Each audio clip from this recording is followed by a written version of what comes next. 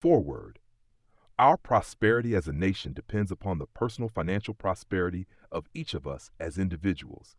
This book deals with the personal successes of each of us. Success means accomplishments as the result of our own efforts and abilities. Proper preparation is the key to our success. Our acts can be no wiser than our thoughts. Our thinking can be no wiser than our understanding. This book of cures for lean purses has been termed a guide to financial understanding. That, indeed, is its purpose, to offer those who are ambitious for financial success an insight which will aid them to acquire money, to keep money, and to make their surpluses earn more money. In the pages which follow, we are taken back to Babylon, the cradle in which was nurtured the basic principles of finance now recognized and used the world over. To new readers, the author is happy to extend the wish that its pages may contain for them the same inspiration for growing bank accounts, greater financial successes, and the solution of difficult personal financial problems, so enthusiastically reported by readers from coast to coast. To the business executives who have distributed these tales in such generous quantities to friends, relatives, employees, and associates, the author takes this opportunity to express his gratitude. No endorsement could be higher than that of practical men who appreciate its teachings because they, themselves, have worked up to important successes by applying the very principles it advocates. Babylon became the wealthiest city of the ancient world because its citizens were the richest people of their time. They appreciated the value of money. They practiced sound financial principles in acquiring money, keeping money, and making their money earn more money. They provided for themselves what we all desire, incomes for the future. George S. Clason, The Richest Man in Babylon. Money is the medium by which earthly success is measured. Money makes possible the enjoyment of the best the earth affords. Money is plentiful for those who understand the simple laws which govern its acquisitions. Money is governed today by the same laws which controlled it when prosperous men thronged the streets of Babylon 6,000 years ago.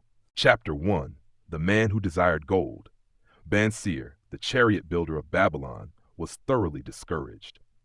From his seat upon the low wall surrounding his property, he gazed sadly at his simple home and the open workshop in which stood a partially completed chariot. His wife frequently appeared at the open door. Her furtive glances in his direction reminded him that the meal bag was almost empty, and he should be at work finishing the chariot, hammering and hewing, polishing and painting, stretching taut the leather over the wheel rims, preparing it for delivery so he could collect from his wealthy customer. Nevertheless, his fat, muscular body sat stolidly upon the wall. His slow mind was struggling patiently with a problem for which he could find no answer.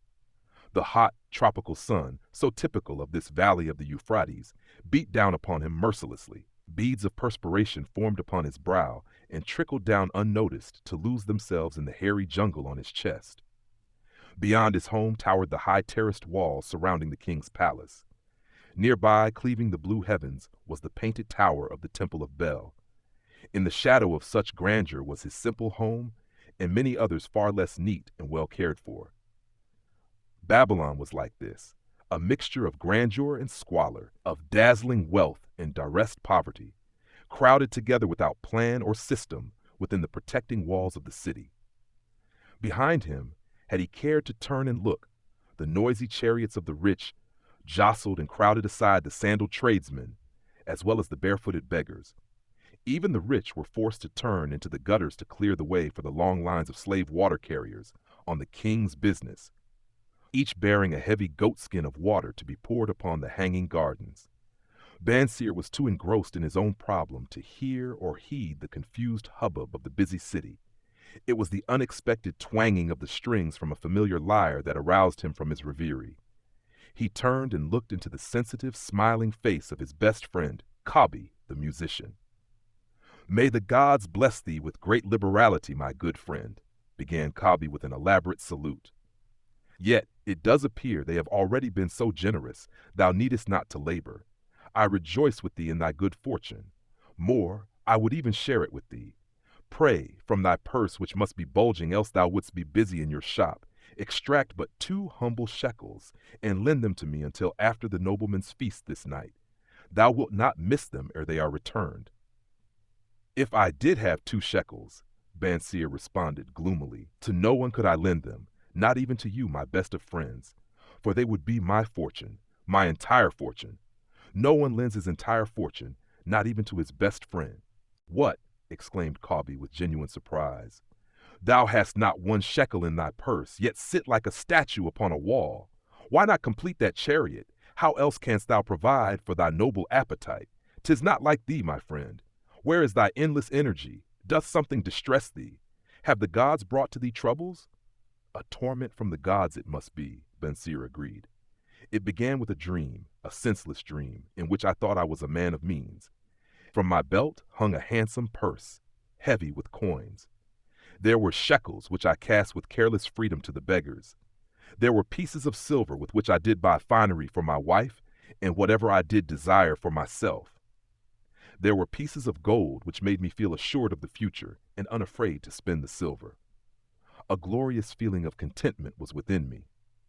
You would not have known me for thy hard-working friend, nor wouldst have known my wife. So free from wrinkles was her face and shining with happiness. She was again the smiling maiden of our early married days. A pleasant dream indeed, commented Cauby. But why should such pleasant feelings as it aroused turn thee into a glum statue upon the wall? Why, indeed? Because when I awoke and remembered how empty was my purse, a feeling of rebellion swept over me. Let us talk it over together, for as the sailors do say, we ride in the same boat, we two. As youngsters, we went together to the priests to learn wisdom. As young men, we shared each other's pleasures. As grown men, we have always been close friends. We have been contented subjects of our kind. We have been satisfied to work long hours and spend our earnings freely. We have earned much coin in the years that have passed, yet to know the joys that come from wealth, we must dream about them. Bah! Are we more than dumb sheep? We live in the richest city in all the world. The travelers do say none equals it in wealth. About us is much display of wealth, but of it we ourselves have naught. After half a lifetime of hard labor, thou, my best of friends, hast an empty purse, and sayest to me, may I borrow such a trifle as 2 shekels until after the nobleman's feast this night? Then, what do I reply?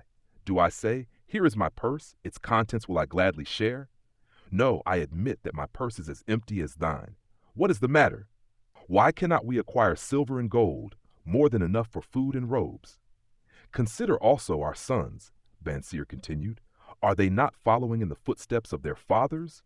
Need they and their families and their sons' families live all their lives in the midst of such treasurers of gold, and yet, like us, be content to banquet upon sour goat's milk and porridge? Never in all the years of our friendship didst thou talk like this before, Bansir. Cauby was puzzled. Never in all those years did I think like this before. From early dawn until darkness stopped me, I have labored to build the finest chariots any man could make, soft-heartedly hoping someday the gods would recognize my worthy deeds and bestow upon me great prosperity. This they have never done. At last I realize this they will never do. Therefore, my heart is sad. I wish to be a man of means. I wish to own lands and cattle, to have fine robes and coins in my purse. I am willing to work for these things with all the strength in my back, with all the skill in my hands, with all the cunning in my mind, but I wish my labors to be fairly rewarded. What is the matter with us? Again I ask you, why cannot we have our just share of the good things so plentiful for those who have the gold with which to buy them? Would I knew an answer, Cauby replied. No better than thou am I satisfied. My earnings from my lyre are quickly gone. Often must I plan and scheme that my family be not hungry. Also, within my breast is a deep longing for a lyre large enough that it may truly sing the strains of music that do surge through my mind. With such an instrument could I make music finer than even the king has heard before. Such a lyre thou shouldst have. No man in all Babylon could make it sing more sweetly, could make it sing so sweetly not only the king but the gods themselves would be delighted. But how mayest thou secure it while we both of us are as poor as the king's slaves? Listen to the bell. Here they come. He pointed to the long column of half-naked sweating water-bearers plodding laboriously up the narrow street from the river. 5 abreast they marched, each bent under a heavy goatskin of water. A fine figure of a man, he who doth lead them. Kobe indicated the wearer of the bell, who marched in front without a load. A prominent man in his own country, 'tis easy to see. There are many good figures in the line, Bansir agreed, as good men as we. Tall, blond men from the north, laughing black men from the south, little brown men from the nearer countries, all marching together from the river to the gardens, back and forth, day after day, year after year. Naught of happiness to look forward to. Beds of straw upon which to sleep, hard grain porridge to eat. Pity the poor brutes, Kabi. Pity them I do, yet thou dost make me see how little better off are we, free men though we call ourselves. That is truth, Kabi, unpleasant thought though it be. We do not wish to go on year after year, living slavish lives, working, getting nowhere. Might we not find out how others acquire gold and do as they do? Kabi inquired. Perhaps there is some secret we might learn if we but sought from those who knew, replied Bansir thoughtfully. This very day, suggested Kabi, I did pass our old friend Arkad, riding in his golden chariot. This I will say, he did not look over my humble head as many in his station might consider his right. Instead, he did wave his hand that all onlookers might see him pay greetings and bestow his smile of friendship upon Kabi, the musician. He is claimed to be the richest man in all Babylon, Bansir mused. So rich the king is to seek his golden aid in affairs of the treasury, Kabi replied. So rich, Bansir interrupted. I fear if I should meet him in the darkness of the night, I should lay my hands upon his fat wallet. Nonsense, reproved Kabi. A man's wealth is not in the purse he carries. A fat purse quickly empties if there be no golden stream to refill it. Arkad has an income that constantly keeps his purse full, no matter how liberally he spends. Income, that is the thing, ejaculated Bansir. I wish an income that will keep flowing into my purse whether I sit upon the wall or travel to far lands. Arkad must know how a man can make an income for himself. Dost suppose it is something he could make clear to a mind as slow as mine? Methinks he did teach his knowledge to his son, no Masir, Kobe responded. Did he not go to Nineveh and, so it is told at the end, become, without aid from his father, one of the richest men in that city? Kobe, thou bringest to me a rare thought. A new light gleamed in Bansir's eyes. It costs nothing to ask wise advice from a good friend, and Arkad was always that. Never mind though our purses be as empty as the falcon's nest of a year ago. Let that not detain us. We are weary of being without gold in the midst of plenty. We wish to become men of means. Come, let us go to Arkad and ask how we also may acquire incomes for ourselves. Thou speakest with true inspiration, Bansir. Thou bringest to my mind a new understanding. Thou makest me to realize the reason why we have never found any measure of wealth. We never sought it. Thou hast labored patiently to build the staunchest chariots in Babylon. To that purpose was devoted your best endeavors. Therefore at it thou didst succeed. I strove to become a skillful lyre player, and at it I did succeed. In those things toward which we exerted our best endeavors we succeeded. The gods were content to let us continue thus. Now at last we see a light bright like that from the rising sun. It biddeth us to learn more that we may prosper more. With a new understanding we shall find honorable ways to accomplish our desires. Let us go to Arkad this very day, Bansir urged. Also, let us ask other friends of our boyhood days, who have fared no better than ourselves, to join us that they, too, may share in his wisdom. Thou wert ever thus thoughtful of thy friends, Bansir. Therefore hast thou many friends. It shall be as thou sayest. We go this day and take them with us. Chapter 2. The Richest Man in Babylon. In old Babylon there once lived a certain very rich man named Arkad. Far and wide he was famed for his great wealth, also was befamed for his liberality. He was generous in his charities. He was generous with his family.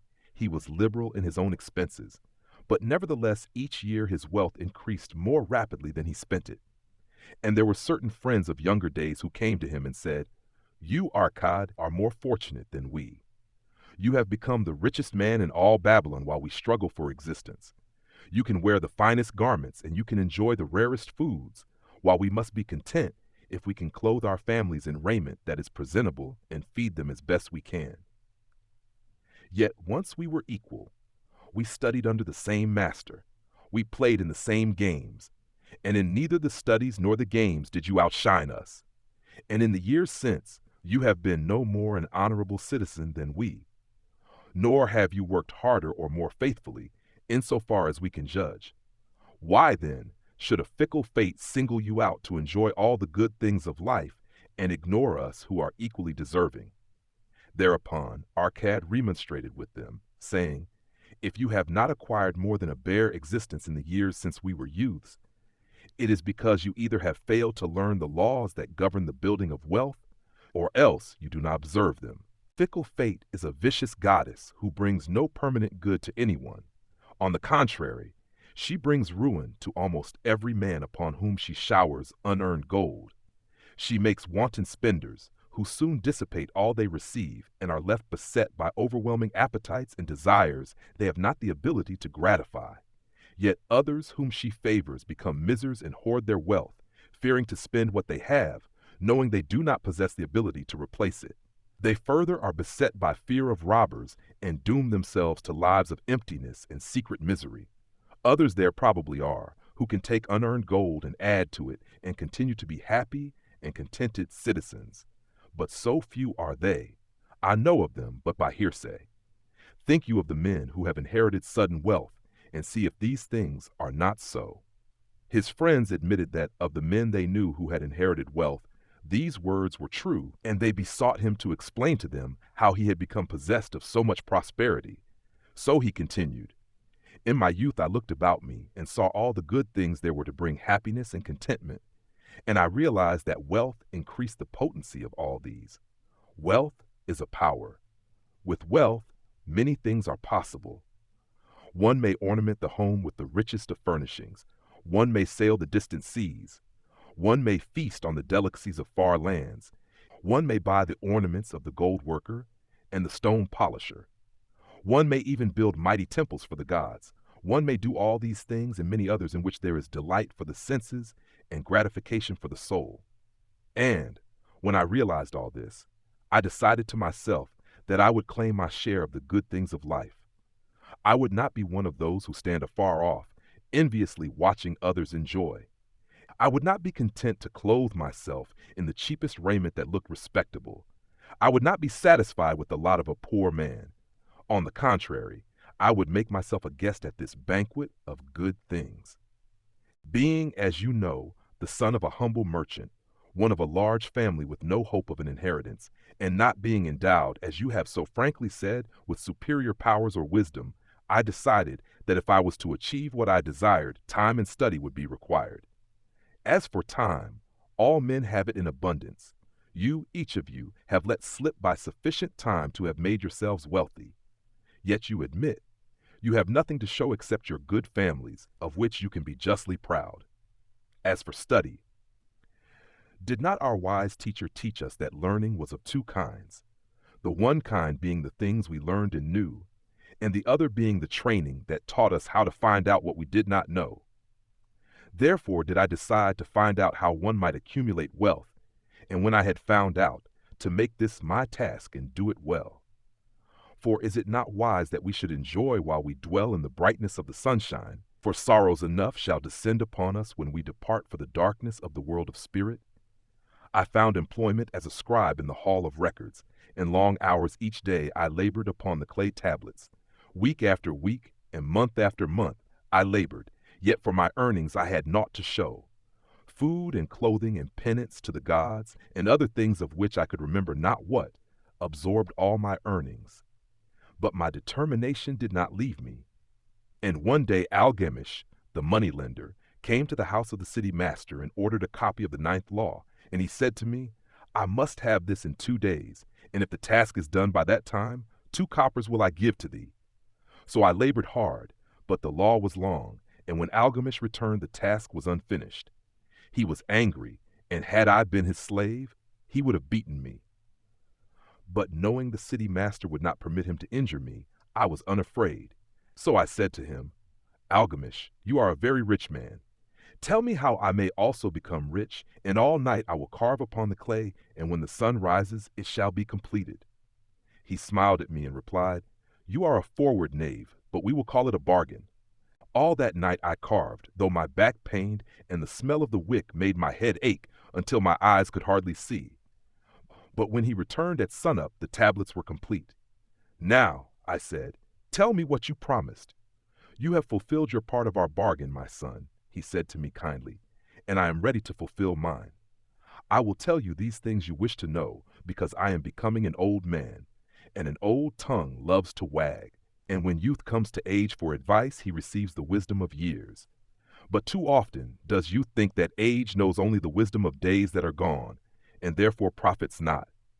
But remember this, the sun that shines today is the sun that shone when thy father was born, and will still be shining when thy last grandchild shall pass into the darkness. The thoughts of youth," he continued, "are bright lights that shine forth like the meteors that oft make brilliant the sky, but the wisdom of age is like the fixed stars that shine so unchanged that the sailor may depend upon them to steer his course. Mark you well my words, for if you do not, you will fail to grasp the truth that I will tell you, and you will think that your night's work has been in vain." Then he looked at me shrewdly from under his shaggy brows and said in a low, forceful tone, "I found the road to wealth when I decided that a part of all I earned was mine to keep, and so will you." Then he continued to look at me with a glance that I could feel pierce me, but said no more. "Is that all?" I asked. "That was sufficient to change the heart of a sheep herder into the heart of a money lender," he replied. "But all I earn is mine to keep, is it not?" I demanded. "Far from it," he replied. "Do you not pay the garment maker? Do you not pay the sandal maker? Do you not pay for the things you eat? Can you live in Babylon without spending? What have you to show for your earnings of the past month? What for the past year? Fool, you pay to everyone but yourself. Dullard, you labor for others. As well be a slave and work for what your master gives you to eat and wear. If you did keep for yourself 1/10 of all you earn, how much would you have in 10 years? My knowledge of the numbers did not forsake me, and I answered, "As much as I earn in 1 year." "You speak but half the truth," he retorted. "Every gold piece you save is a slave to work for you. Every copper it earns is its child that also can earn for you. If you would become wealthy, then what you save must earn, and its children must earn, that all may help to give to you the abundance you crave. You think I cheat you for your long night's work," he continued, "but I am paying you 1,000 times over if you have the intelligence to grasp the truth I offer you. A part of all you earn is yours to keep. It should be not less than 1/10, no matter how little you earn. It can be as much more as you can afford. Pay yourself first. Do not buy from the clothes maker and the sandal maker more than you can pay out of the rest, and still have enough for food and charity and penance to the gods. Wealth, like a tree, grows from a tiny seed. The first copper you save is the seed from which your tree of wealth shall grow. The sooner you plant that seed, the sooner shall the tree grow. And the more faithfully you nourish and water that tree with consistent savings, the sooner may you bask in contentment beneath its shade." So saying, he took his tablets and went away. I thought much about what he had said to me, and it seemed reasonable. So I decided that I would try it. Each time I was paid, I took one from each 10 pieces of copper and hid it away. And strange as it may seem, I was no shorter of funds than before. I noticed little difference as I managed to get along without it. But often I was tempted, as my hoard began to grow, to spend it for some of the good things the merchants displayed, brought by camels and ships from the land of the Phoenicians. But I wisely refrained. A 12th month after Algamish had gone, he again returned and said to me, "Son, have you paid to yourself not less than 1/10 of all you have earned for the past year?" I answered proudly, "Yes, master, I have." "That is good," he answered, beaming upon me. "And what have you done with it?" "I have given it to Asmur, the brickmaker, who told me he was traveling over the far seas, and in Tyre he would buy for me the rare jewels of the Phoenicians. When he returns, we shall sell these at high prices and divide the earnings." "Every fool must learn," he growled. "But why trust the knowledge of a brickmaker about jewels? Would you go to the bread maker to inquire about the stars? No, by my tunic, you would go to the astrologer if you had power to think. Your savings are gone, youth. You have jerked your wealth tree up by the roots. But plant another. Try again. And next time, if you would have advice about jewels, go to the jewel merchant. If you would know the truth about sheep, go to the herdsman. Advice is one thing that is freely given away, but watch that you take only what is worth having. He who takes advice about his savings from one who is inexperienced in such matters shall pay with his savings for proving the falsity of their opinions. Saying this, he went away, and it was as he said. For the Phoenicians are scoundrels and sold to Asmur worthless bits of glass that looked like gems. But as Algamish had bid me, I again saved each 10th copper, for I now had formed the habit, and it was no longer difficult. Again, 12 months later, Algamish came to the room of the scribes and addressed me. What progress have you made since last I saw you? I have paid myself faithfully, I replied, and my savings I have entrusted to Agur, the shield maker, to buy bronze, and each 4th month he does pay me the rental. That is good. And what do you do with the rental? I do have a great feast with honey and fine wine and spiced cake. Also, I have bought me a scarlet tunic, and some day I shall buy me a young ass upon which to ride. To which Algamish laughed, You do eat the children of your savings. Then how do you expect them to work for you? And how can they have children that will also work for you? First get thee an army of golden slaves, and then many a rich banquet may you enjoy without regret. So saying, he again went away. Nor did I again see him for 2 years, when he once more returned, and his face was full of deep lines, and his eyes drooped, for he was becoming a very old man. And he said to me, Arcad, hast thou yet achieved the wealth thou dreamed of? And I answered, Not yet all that I desire, but some I have, and it earns more, and its earnings earn more. And do you still take the advice of brickmakers? About brickmaking they give good advice, I retorted.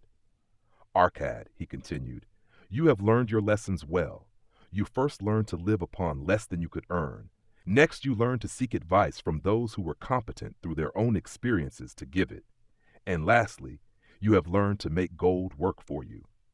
You have taught yourself how to acquire money, how to keep it, and how to use it. Therefore, you are competent for a responsible position. I am becoming an old man. My sons think only of spending and give no thought to earning. My interests are great, and I fear too much for me to look after. If you will go to Nippur and look after my lands there, I shall make you my partner, and you shall share in my estate. So I went to Nippur and took charge of his holdings, which were large. And because I was full of ambition, and because I had mastered the 3 laws of successfully handling wealth, I was enabled to increase greatly the value of his properties. So I prospered much, and when the spirit of Algamish departed for the sphere of darkness, I did share in his estate as he had arranged under the law. So spake Arcad, and when he had finished his tale, one of his friends said, You were indeed fortunate that Algamish made of you an heir. Fortunate only in that I had the desire to prosper before I first met him.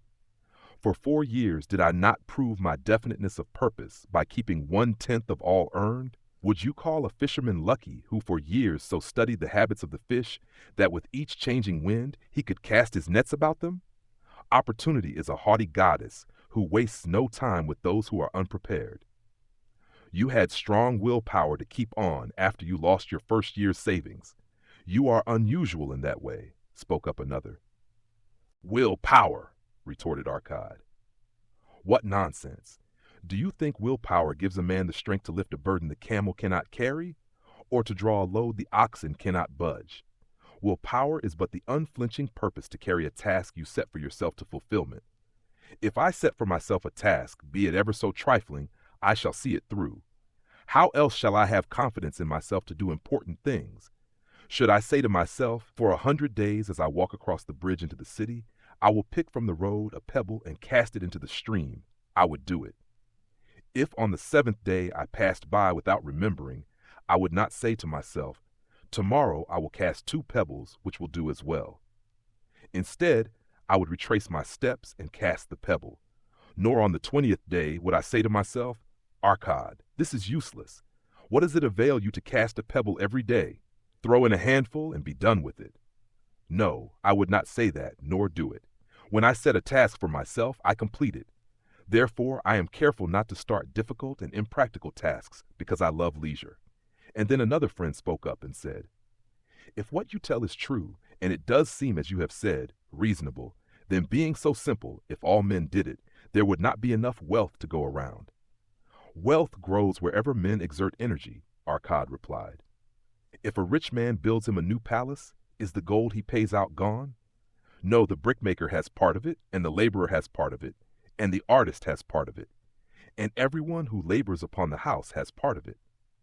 Yet when the palace is completed, is it not worth all it cost? And is the ground upon which it stands not worth more because it is there? And is the ground that adjoins it not worth more because it is there? Wealth grows in magic ways. No man can prophesy the limit of it. Have not the Phoenicians built great cities on barren coasts with the wealth that comes from their ships of commerce on the seas? What then do you advise us to do that we also may become rich? Asked still another of his friends. The years have passed, and we are no longer young men, and we have nothing put by. I advise that you take the wisdom of Algamish and say to yourselves, a part of all I earn is mine to keep. Say it in the morning when you first arise. Say it at noon. Say it at night. Say it each hour of every day. Say it to yourself until the words stand out like letters of fire across the sky. Impress yourself with the idea. Fill yourself with the thought. Then take whatever portion seems wise. Let it be not less than 1/10 and lay it by. Arrange your other expenditures to do this if necessary, but lay by that portion first. Soon you will realize what a rich feeling it is to own a treasure upon which you alone have claim. As it grows, it will stimulate you. A new joy of life will thrill you. Greater efforts will come to you to earn more. For of your increased earnings, will not the same percentage be also yours to keep? Then learn to make your treasure work for you. Make it your slave. Make its children and its children's children work for you. Ensure an income for thy future. Look thou at the aged, and forget not that in the days to come thou also will be numbered among them. Therefore invest thy treasure with greatest caution, that it be not lost. Usurious rates of return are deceitful sirens that sing, but to lure the unwary upon the rocks of loss and remorse. Provide also that thy family may not want should the gods call thee to their realms. For such protection, it is always possible to make provision with small payments at regular intervals. Therefore, the provident man delays not in expectation of a large sum becoming available for such a wise purpose. Counsel with wise men. Seek the advice of men whose daily work is handling money. Let them save you from such an error as I myself made in entrusting my money to the judgment of Asmore, the brickmaker. A small return and a safe one is far more desirable than risk. Enjoy life while you are here. Do not overstrain or try to save too much. If 1/10 of all you earn is as much as you can comfortably keep, be content to keep this portion. Live otherwise according to your income, and let not yourself get niggardly and afraid to spend. Life is good, and life is rich with things worthwhile and things to enjoy. His friends thanked him and went away. Some were silent because they had no imagination and could not understand. Some were sarcastic because they thought that one so rich should divide with old friends not so fortunate. But some had in their eyes a new light. They realized that Algamish had come back each time to the room of the scribes because he was watching a man work his way out of darkness into light. When that man had found the light, a place awaited him. No one could fill that place until he had for himself worked out his own understanding, until he was ready for opportunity. These latter were the ones who, in the following years, frequently revisited Arkad, who received them gladly. He counseled with them and gave them freely of his wisdom, as men of broad experience are always glad to do. And he assisted them in so investing their savings that it would bring in a good interest with safety, and would neither be lost nor entangled in investments that paid no dividends. The turning point in these men's lives came upon that day when they realized the truth that had come from Algamish to Arkad, and from Arkad to them. A part of all you earn is yours to keep. Chapter 3. 7 Cures for a Lean Purse. The glory of Babylon endures. Down through the ages its reputation comes to us as the richest of cities, its treasures as fabulous. Yet it was not always so. The riches of Babylon were the results of the wisdom of its people. They first had to learn how to become wealthy. When the good king Sargon returned to Babylon after defeating his enemies, the Elamites, He was confronted with a serious situation. The royal chancellor explained it to the king thus: "After many years of great prosperity brought to our people, because your majesty built the great irrigation canals and the mighty temples of the gods, now that these works are completed, the people seem unable to support themselves. The laborers are without employment. The merchants have few customers. The farmers are unable to sell their produce. The people have not enough gold to buy food. But where has all the gold gone that we spent for these great improvements?" demanded the king. "It has found its way, I fear," responded the chancellor, "into the possession of a few very rich men of our city.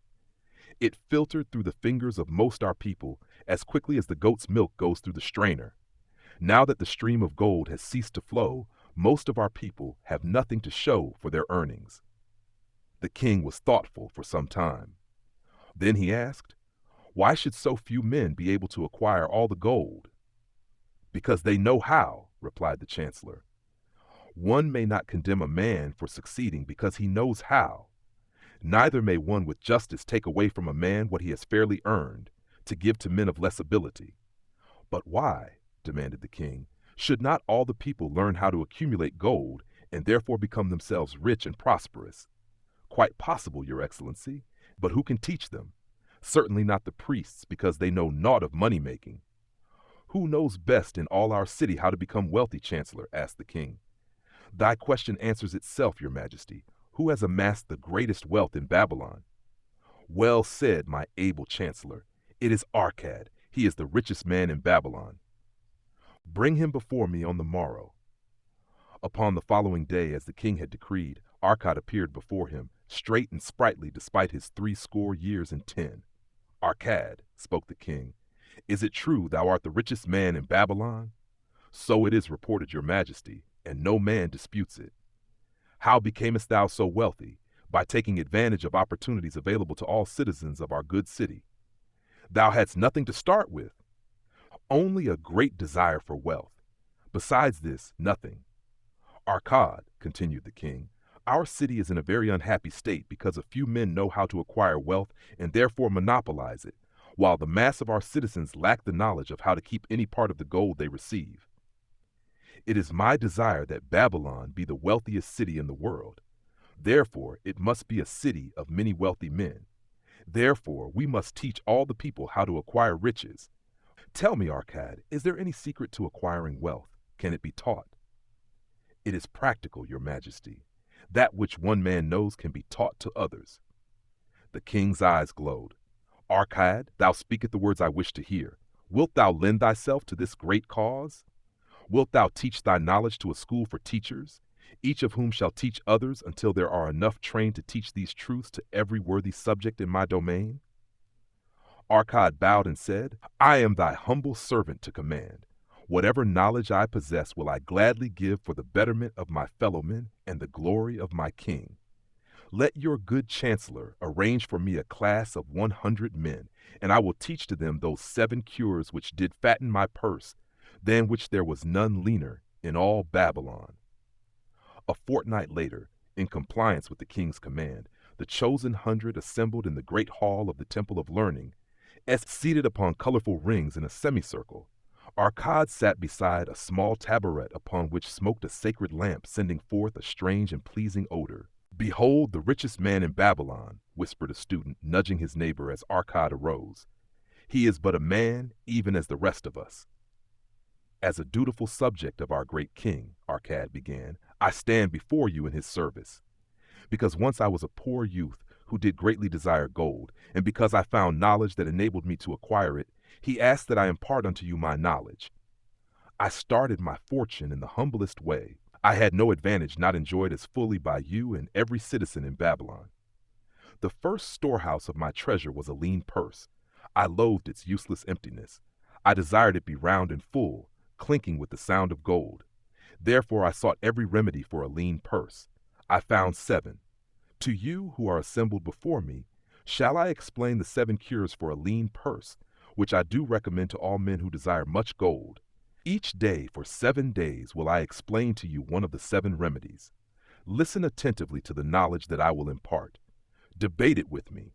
Discuss it among yourselves. Learn these lessons thoroughly, that ye may also plant in your own purse the seed of wealth.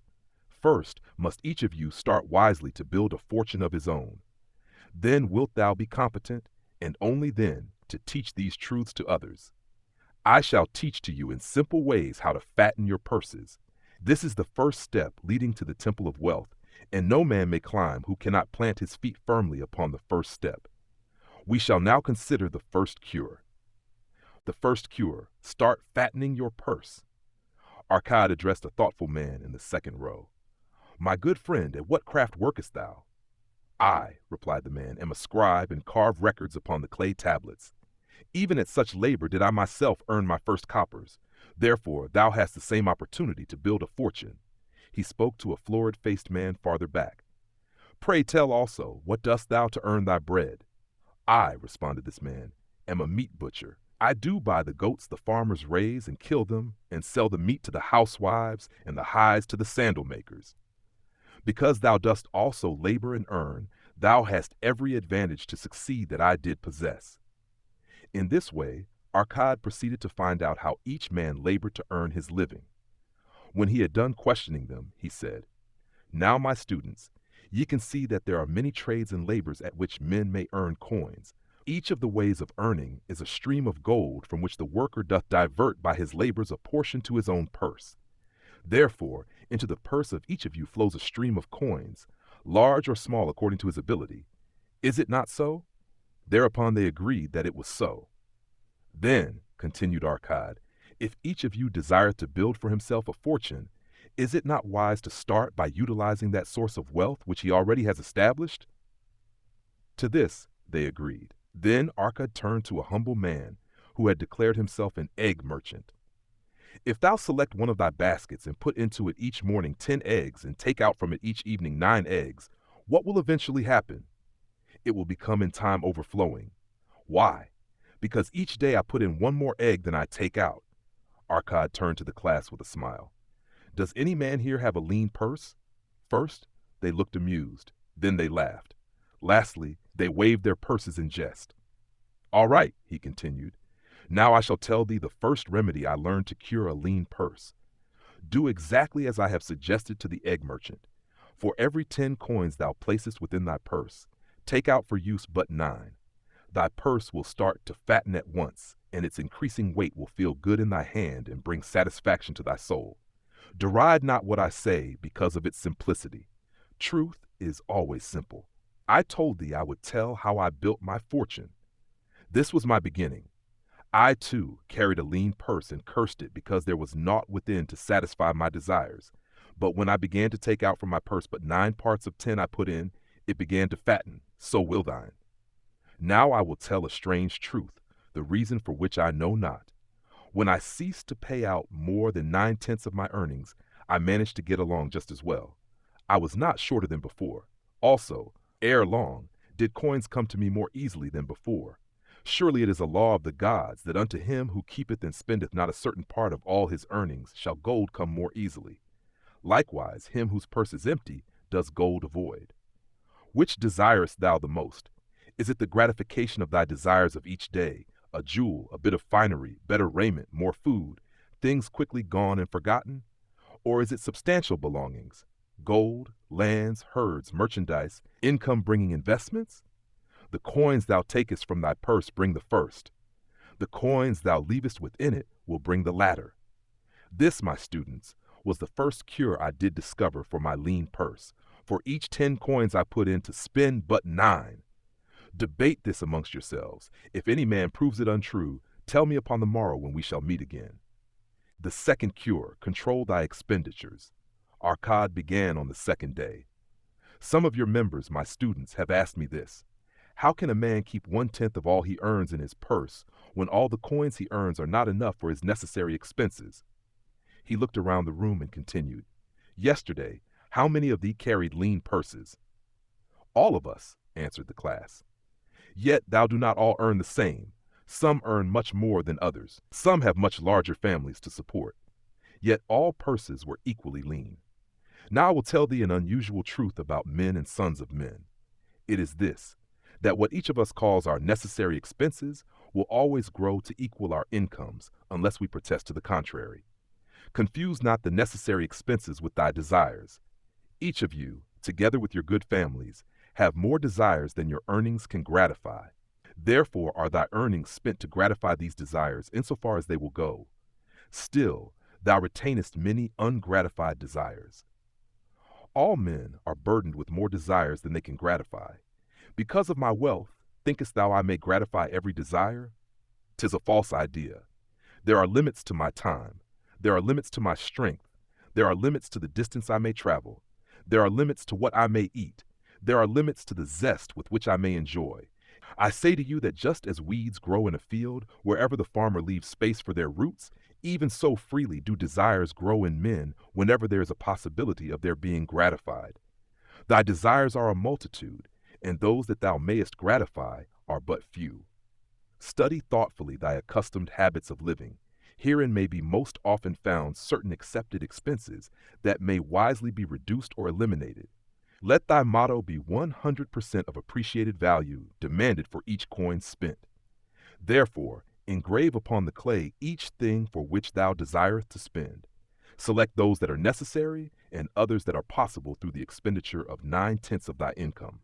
Cross out the rest and consider them but a part of that great multitude of desires that must go unsatisfied, and regret them not. Budget then thy necessary expenses. Touch not the 1/10 that is fattening thy purse. Let this be thy great desire that is being fulfilled. Keep working with thy budget. Keep adjusting it to help thee. Make it thy first assistant in defending thy fattening purse. At this point, a man in a robe of red and gold stood and said, I am a free man. I believe that it is my right to enjoy the good things of life. Therefore do I rebel against the slavery of a budget which determines just how much I may spend and for what.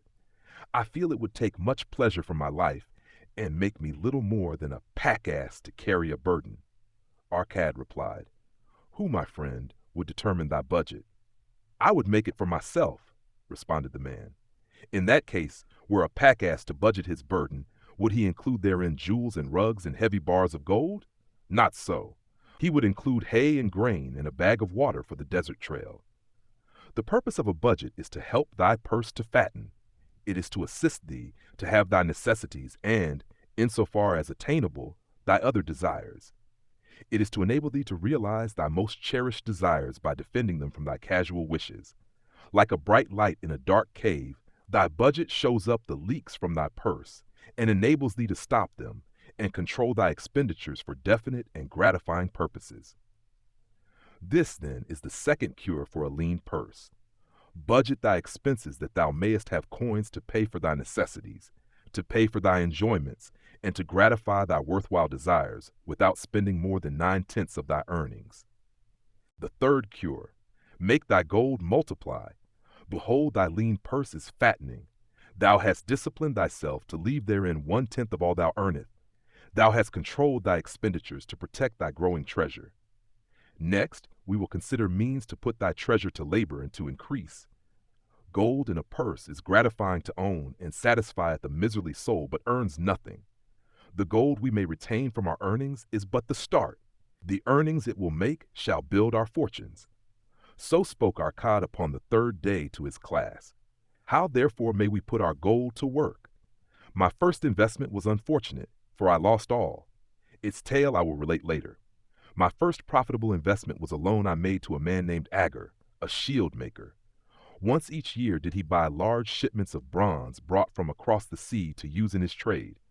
Lacking sufficient capital to pay the merchants, he would borrow from those who had extra coins. He was an honorable man. His borrowing he would repay, together with a liberal rental as he sold his shields. Each time I loaned to him, I loaned back also the rental he had paid to me. Therefore, not only did my capital increase, but its earnings likewise increased. Most gratifying was it to have these sums returned to my purse. I tell you, my students, a man's wealth is not in the coins he carries in his purse. It is the income he buildeth, the golden stream that continually floweth into his purse, and keepeth it always bulging. That is what every man desireth. That is what thou, each one of thee, desireth, an income that continueth to come whether thou work or travel. Great income I have acquired. so great that I'm called a very rich man. My loans to Agar were my first training in profitable investment. Gaining wisdom from this experience, I extended my loans and investments as my capital increased. From a few sources at first, from many sources later, flowed into my purse a golden stream of wealth, available for such wise uses as I should decide. Behold, from my humble earnings I had begotten a horde of golden slaves, each laboring and earning more gold. As they labored for me, so their children also labored, and their children's children, until great was the income from their combined efforts. Gold increaseth rapidly when making reasonable earnings, as thou wilt see from the following. A farmer, when his first son was born, took 10 pieces of silver to a moneylender, and asked him to keep it on rental for his son until he became 20 years of age. This the moneylender did, and agreed the rental should be 1/4 of its value each 4 years.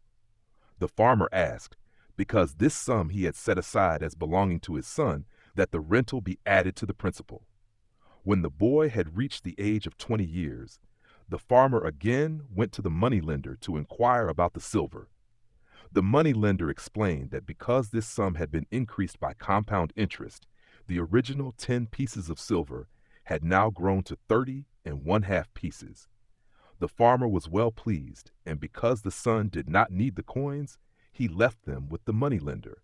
When the son became 50 years of age, the father meantime having passed to the other world, the moneylender paid the son in settlement 167 pieces of silver. Thus in 50 years had the investment multiplied itself at rental almost 17 times. This then is the third cure for a lean purse, to put each coin to laboring that it may reproduce its kind, even as the flocks of the field, and help bring to thee income, a stream of wealth that shall flow constantly into thy purse. The fourth cure, guard thy treasures from loss. Misfortune loves a shining mark. Gold in a man's purse must be guarded with firmness, else it be lost. Thus it is wise that we must first secure small amounts and learn to protect them before the gods entrust us with larger. So spoke Arkad upon the 4th day to his class.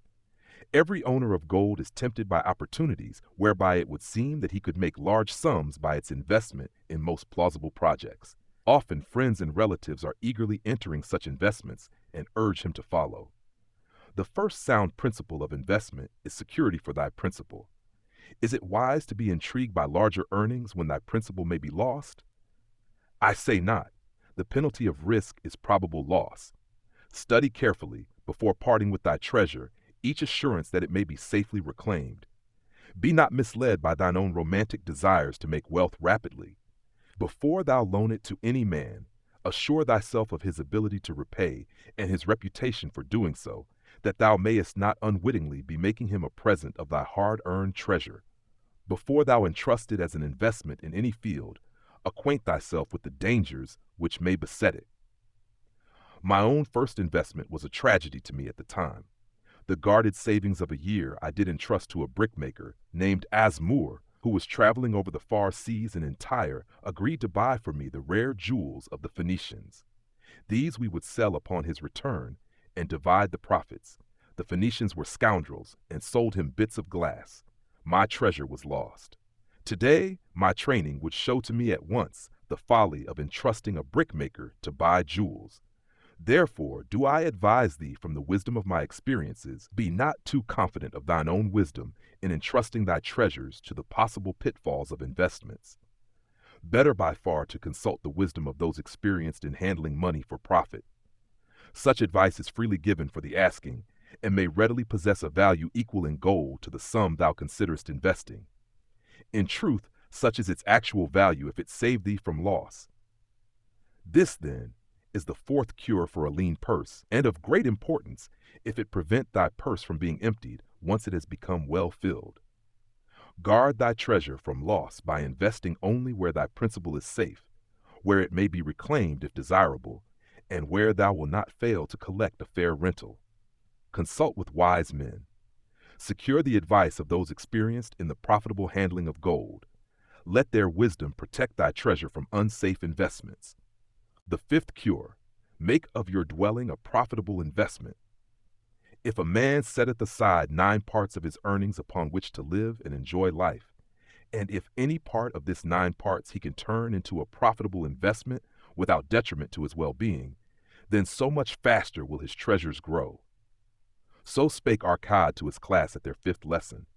All too many of our men of Babylon do raise their families in unseemly quarters. They do pay to exacting landlords liberal rentals for rooms where their wives have not a spot to raise the blooms that gladden a woman's heart, and their children have no place to play their games except in the unclean alleys. No man's family can fully enjoy life unless they do have a plot of ground wherein children can play in the clean earth, and where the wife may raise not only blossoms, but good rich herbs to feed her family. To a man's heart it brings gladness to eat the figs from his own trees and the grapes of his own vines. To own his own domicile and to have it a place he is proud to care for putteth confidence in his heart and greater effort behind all his endeavors. Therefore do I recommend that every man own the roof that sheltereth him and his. Nor is it beyond the ability of any well-intentioned man to own his home. Hath not our great king so widely extended the walls of Babylon, that within them much land is now unused, and may be purchased at sums most reasonable? Also, I say to you, my students, that the money lenders gladly consider the desires of men who seek homes and land for their families.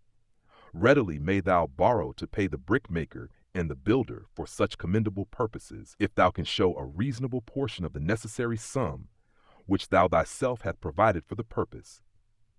Then when the house be built, thou canst pay the money lender with the same regularity as thou didst pay the landlord, because each payment will reduce thy indebtedness to the money lender. A few years will satisfy his loan.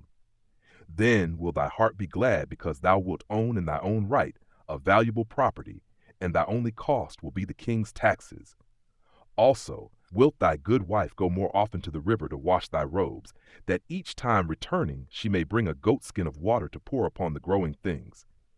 Thus come many blessings to the man who owneth his own house, and greatly will it reduce his cost of living, making available more of his earnings for pleasures and the gratification of his desires. This, then, is the 5th cure for a lean purse. Own thy own home. The 6th cure, ensure a future income. The life of every man proceedeth from his childhood to his old age. This is the path of life, and no man may deviate from it, unless the gods call him prematurely to the world beyond. Therefore do I say that it behooves a man to make preparation for a suitable income in the days to come, when he is no longer young, and to make preparations for his family, should he be no longer with them to comfort and support them. This lesson shall instruct thee in providing a full purse when time has made thee less able to learn. So Arcad addressed his class upon the 6th day. The man who, because of his understanding of the laws of wealth, acquireth a growing surplus, should give thought to those future days. He should plan certain investments or provision that may endure safely for many years, yet will be available when the time arrives, which he has so wisely anticipated. There are diverse ways by which a man may provide with safety for his future. He may provide a hiding place and there bury a secret treasure, yet no matter with what skill it be hidden, it may nevertheless become the loot of thieves. For this reason I recommend not this plan. A man may buy houses or lands for this purpose. If wisely chosen as to their usefulness and value in the future, they are permanent in their value and their earnings, or their sale will provide well for his purpose. A man may loan a small sum to the moneylender and increase it at regular periods. The rental which the moneylender adds to this will largely add to its increase. I do know a sandal maker named Anson, who explained to me not long ago that each week for 8 years he had deposited with his moneylender 2 pieces of silver. The moneylender had but recently given him an accounting over which he greatly rejoiced. The total of his small deposits with their rental at the customary rate of 1/4 their value for each 4 years had now become 1,040 pieces of silver.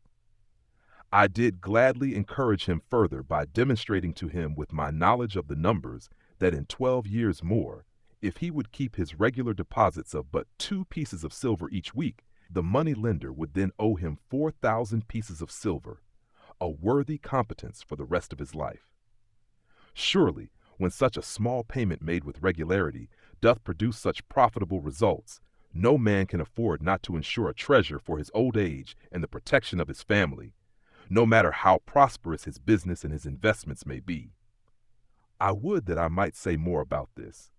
In my mind rests a belief that someday wise thinking men will devise a plan to insure against death, whereby many men pay in but a trifling sum regularly, the aggregate making a handsome sum for the family of each member who passeth to the beyond. This do I see as something desirable and which I could highly recommend. But today it is not possible, because it must reach beyond the life of any man or any partnership to operate. It must be as stable as the king's throne. Some day do I feel that such a plan shall come to pass and be a great blessing to many men, because even the first small payment will make available a snug fortune for the family of a member should he pass on. But because we live in our own day and not in the days which are to come, must we take advantage of those means and ways of accomplishing our purposes. Therefore do I recommend to all men that they, by wise and well thought out methods, do provide against a lean purse in their mature years. For a lean purse to a man no longer able to earn, or to a family without its head, is a sore tragedy. This, then, is the sixth cure for a lean purse. Provide in advance for the needs of thy growing age and the protection of thy family. The seventh cure: increase thy ability to earn. This day do I speak to thee, my students, of one of the most vital remedies for a lean purse. Yet I will talk not of gold, but of yourselves, of the men beneath the robes of many colors who do sit before me. I will talk to you of those things within the minds and lives of men which do work for or against their success. So did Arcad address his class upon the seventh day. Not long ago came to me a young man seeking to borrow. When I questioned him the cause of his necessity, he complained that his earnings were insufficient to pay his expenses. Thereupon I explained to him, this being the case, he was a poor customer for the money lender, as he possessed no surplus earning capacity to repay the loan. What you need, young man, I told him, is to earn more coins. What dost thou to increase thy capacity to earn? All that I can do, he replied. 6 times within 2 moons have I approached my master to request my pay be increased, but without success. No man can go oftener than that. We may smile at his simplicity, yet he did possess one of the vital requirements to increase his earnings. Within him was a strong desire to earn more, a proper and commendable desire. Preceding accomplishment must be desire. Thy desires must be strong and definite. General desires are but weak longings. For a man to wish to be rich is of little purpose. For a man to desire 5 pieces of gold is a tangible desire which he can press to fulfillment. After he has backed his desire for 5 pieces of gold with strength of purpose to secure it, next he can find similar ways to obtain 10 pieces, and then 20 pieces, and later 1,000 pieces, and behold, he has become wealthy. In learning to secure his one definite small desire, he hath trained himself to secure a larger one. This is the process by which wealth is accumulated, first in small sums, then in larger ones as a man learns and becomes more capable. Desires must be simple and definite. They defeat their own purpose should they be too many, too confusing, or beyond a man's training to accomplish. As a man perfecteth himself in his calling, even so doth his ability to earn increase. In those days when I was a humble scribe carving upon the clay for a few coppers each day, I observed that other workers did more than I and were paid more. Therefore did I determine that I would be exceeded by none. Nor did it take long for me to discover the reason for their greater success. More interest in my work, more concentration upon my task, more persistence in my effort, and behold, few men could carve more tablets in a day than I. With reasonable promptness my increased skill was rewarded, nor was it necessary for me to go 6 times to my master to request recognition. The more of wisdom we know, the more we may earn. That man who seeks to learn more of his craft shall be richly rewarded. If he is an artisan, he may seek to learn the methods and the tools of those most skillful in the same line. If he laboreth at the law or at healing, he may consult and exchange knowledge with others of his calling.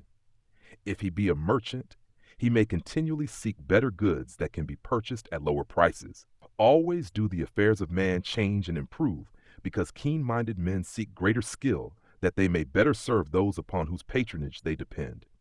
Therefore, I urge all men to be in the front rank of progress and not to stand still, lest they be left behind. Many things come to make a man's life rich with gainful experiences. Such things as the following: a man must do if he respect himself. He must pay his debts with all the promptness within his power, not purchasing that for which he is unable to pay. He must take care of his family that they may think and speak well of him.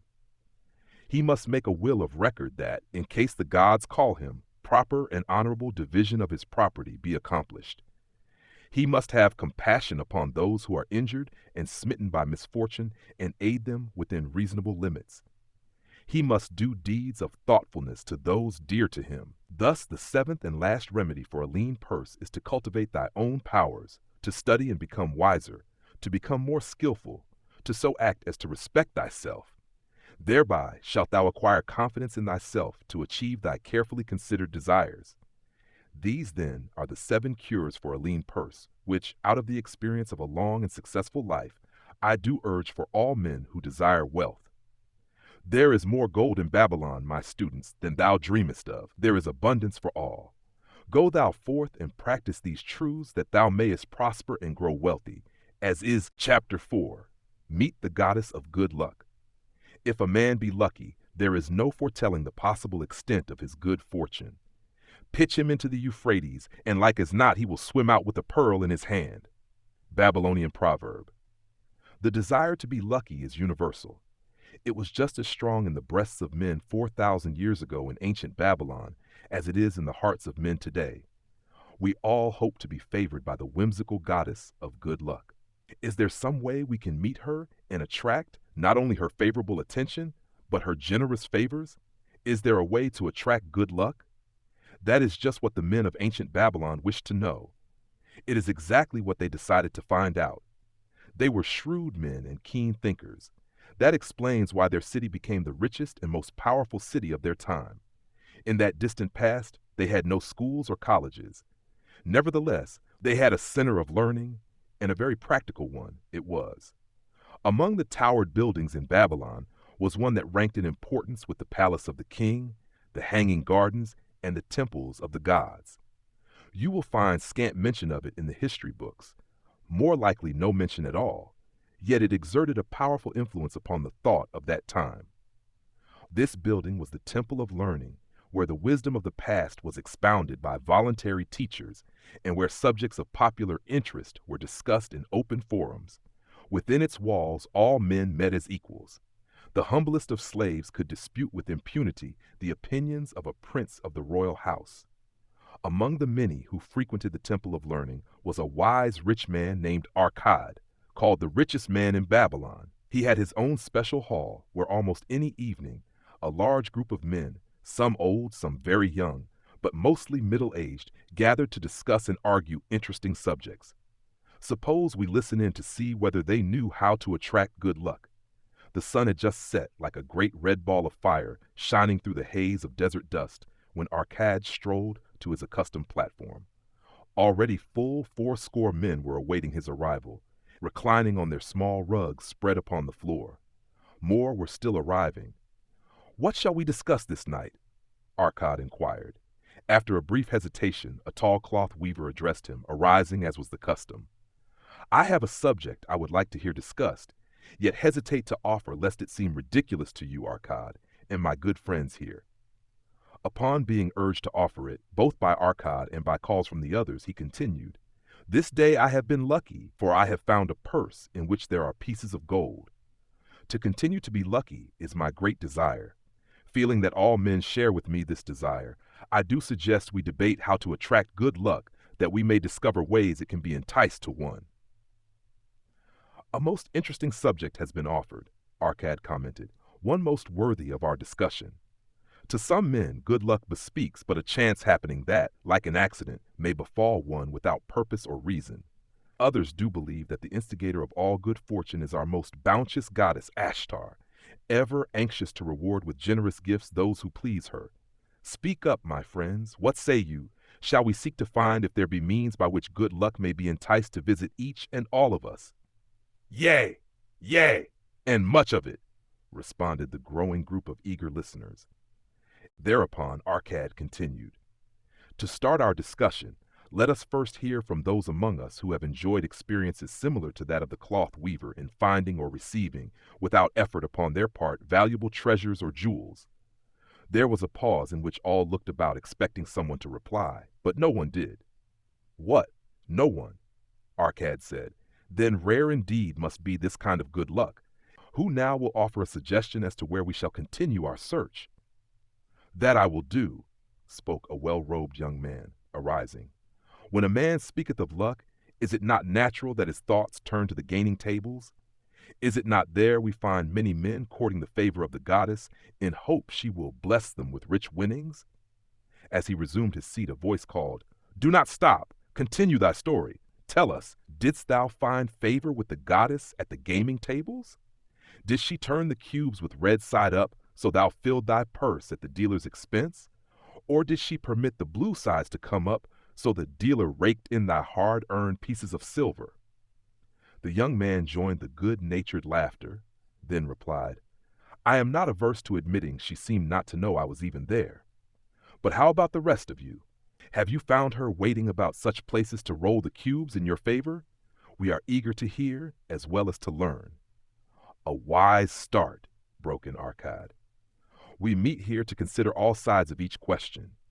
To ignore the gaming table would be to overlook an instinct common to most men, the love of taking a chance with a small amount of silver in the hope of winning much gold."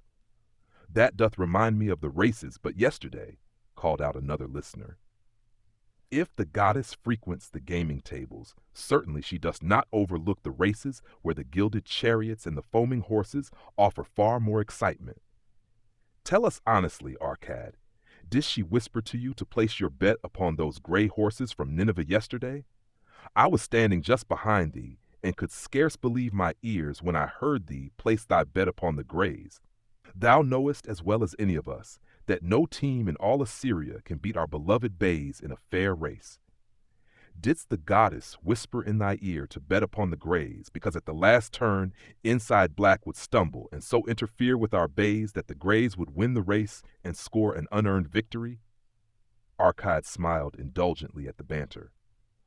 "What reason have we to feel the good goddess would take that much interest in any man's bet upon a horse race? To me, she is a goddess of love and dignity, whose pleasure it is to aid those who are in need and to reward those who are deserving. I look to find her, not at the gaming tables or the races where men lose more gold than they win, but in other places where the doings of men are more worthwhile and more worthy of reward. In tilling the soil, in honest trading, in all of man's occupations, there is opportunity to make a profit upon his efforts and his transactions. Perhaps not all the time will he be rewarded, because sometimes his judgment may be faulty, and other times the winds and the weather may defeat his efforts. Yet, if he persists, he may usually expect to realize his profit. This is so because the chances of profit are always in his favor. But when a man playeth the games, the situation is reversed, for the chances of profit are always against him, and always in favor of the gamekeeper. The game is so arranged that it will always favor the keeper. It is his business at which he plans to make a liberal profit for himself from the coins bet by the players. Few players realize how certain are the gamekeeper's profits and how uncertain are their own chances to win. For example, let us consider wagers placed upon the cube. Each time it is cast, we bet which side will be uppermost. If it be the red side, the game master pays to us 4 times our bet. But if any other of the 5 sides come uppermost, we lose our bet. Thus the figures show that for each cast, we have 5 chances to lose, but because the red pays 4 for 1, we have 4 chances to win. In a night's play, the game master can expect to keep for his profit 1/5 of all the coins wagered. Can a man expect to win more than occasionally against odds so arranged that he should lose 1/5 of all his bets? Yet some men do win large sums at times, listeners. Quite so, they do, Arcad continued. Realizing this, the question comes to me whether money secured in such ways brings permanent value to those who are thus lucky. Among my acquaintances are many of the successful men of Babylon, yet among them I am unable to name a single one who started his success from such a source. You, who are gathered here tonight, know many more of our substantial citizens. To me, it would be of much interest to learn how many of our successful citizens can credit the gaming tables with their start to success. Suppose each of you tell of those you know. What say you?" After a prolonged silence, a wag ventured, "Wouldst thy inquiry include the gamekeepers?" "If you think of no one else," Arcad responded. "If not one of you can think of anyone else, then how about yourselves? Are there any consistent winners with us who hesitate to advise such a source for their incomes?" His challenge was answered by a series of groans from the rear, taken up and spread amid much laughter. "It would seem we are not seeking good luck in such places as the goddess frequents," he continued. "Therefore, let us explore other fields. We have not found it in picking up lost wallets. Neither have we found it haunting the gaming tables. As to the races, I must confess to have lost far more coins there than I have ever won. Now, suppose we consider our trades and businesses. Is it not natural, if we conclude a profitable transaction, to consider it not good luck, but a just reward for our efforts? I am inclined to think we may be overlooking the gifts of the goddess. Perhaps she really does assist us when we do not appreciate her generosity. Who can suggest further discussion?" Thereupon an elderly merchant arose, smoothing his genteel white robe. "With thy permission, most honorable Arcad and my friends, I offer a suggestion. If, as you have said, we take credit to our own industry and ability for our business success, why not consider the successes we almost enjoyed but which escaped us, happenings which would have been most profitable? They would have been rare examples of good luck if they had actually happened. Because they were not brought to fulfillment, we cannot consider them as our just rewards. Surely many men here have such experiences to relate." "Here is a wise approach," Arcad approved. "Who among you have had good luck within your grasp, only to see it escape?" Many hands were raised, among them that of the merchant. Arcad motioned to him to speak. "As you suggested this approach, we should like to hear first from you." "I will gladly relate a tale," he resumed, "that doth illustrate how closely unto a man good luck may approach, and how blindly he may permit it to escape, much to his loss and later regret. Many years ago, when I was a young man, just married and well started to earning, my father did come one day and urge most strongly that I enter in an investment. The son of one of his good friends had taken notice of a barren tract of land not far beyond the outer walls of our city. It lay high above the canal, where no water could reach it. The son of my father's friend devised a plan to purchase this land, build 3 large water wheels that could be operated by oxen, and thereby raise the life-giving waters to the fertile soil. This accomplished, he planned to divide into small tracts and sell to the residents of the city for herb patches. The son of my father's friend did not possess sufficient gold to complete such an undertaking.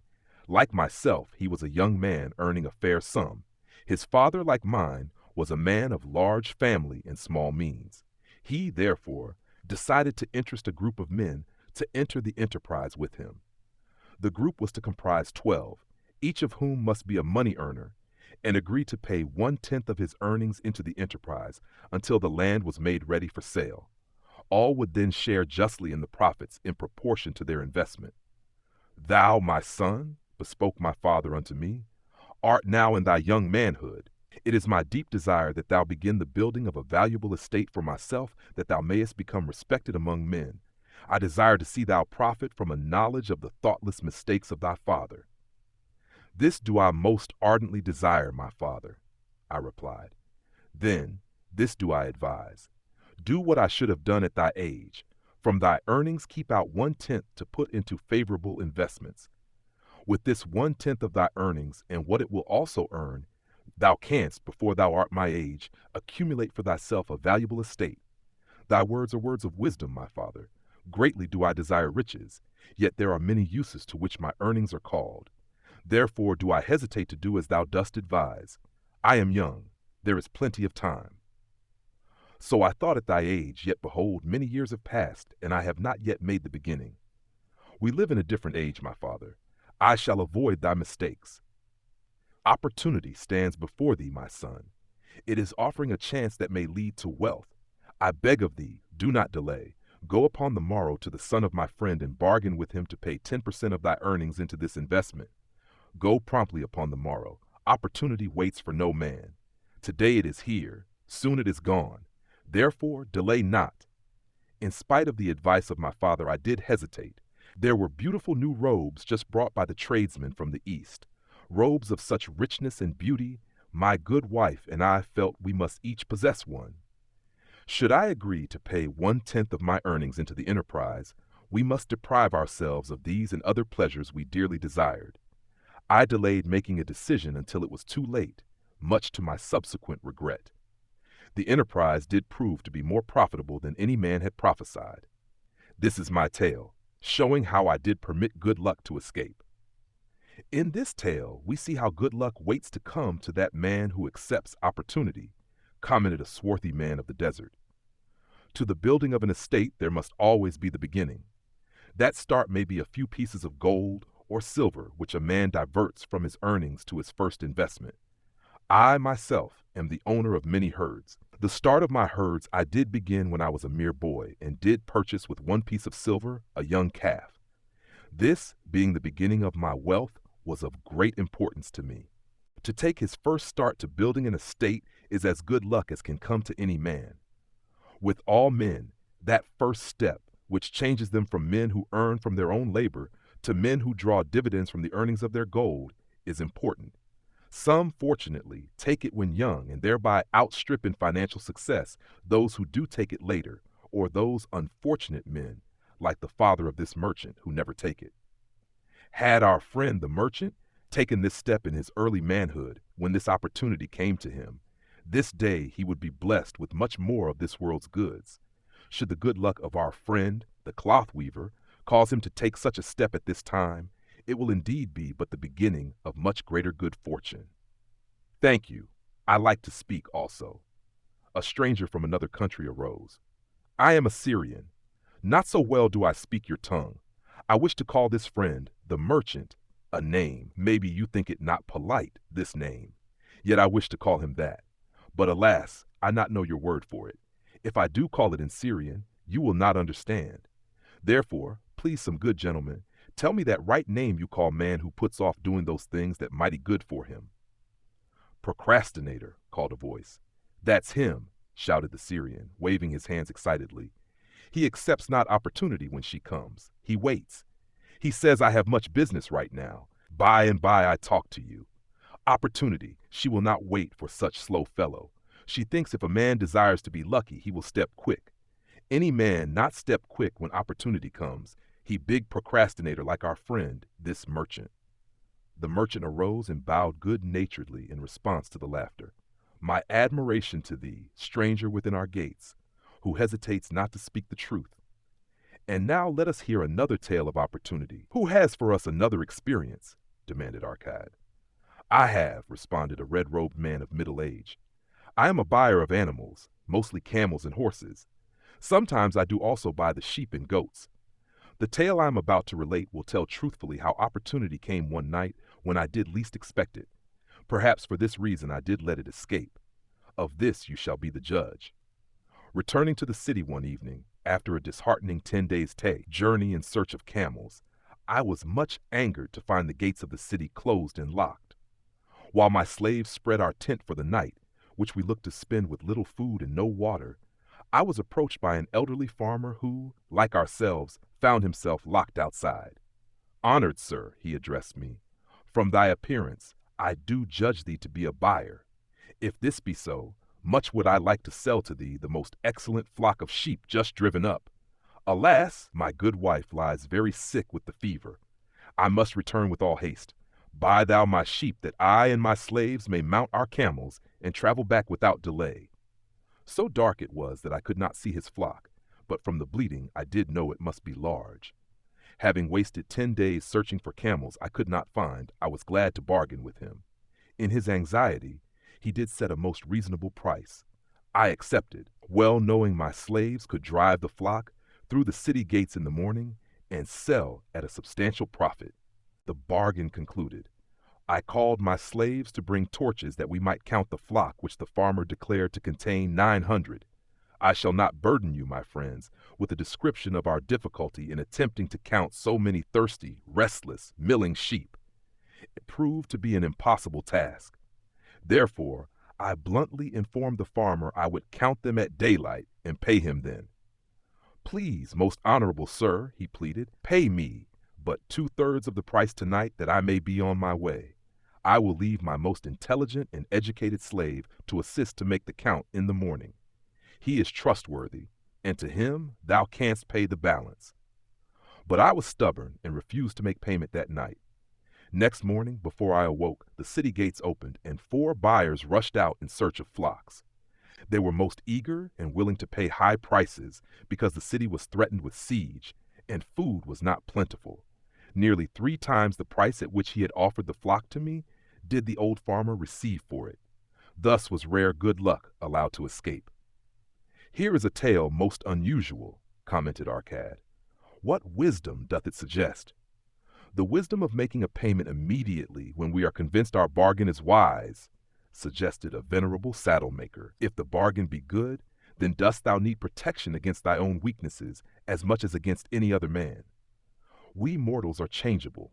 Alas, I must say more apt to change our minds when right than wrong. Wrong, we are stubborn indeed.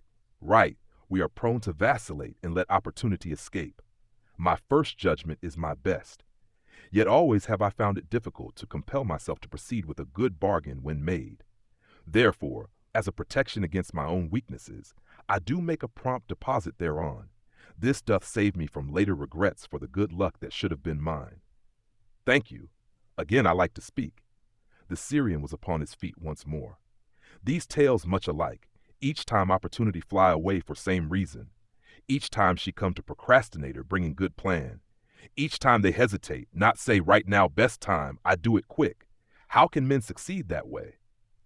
"Wise are thy words, my friend," responded the buyer. "Good luck fled from procrastination in both these tales. Yet this is not unusual. The spirit of procrastination is within all men.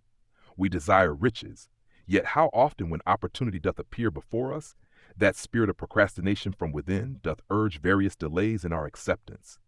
In listening to it, we do become our own worst enemies.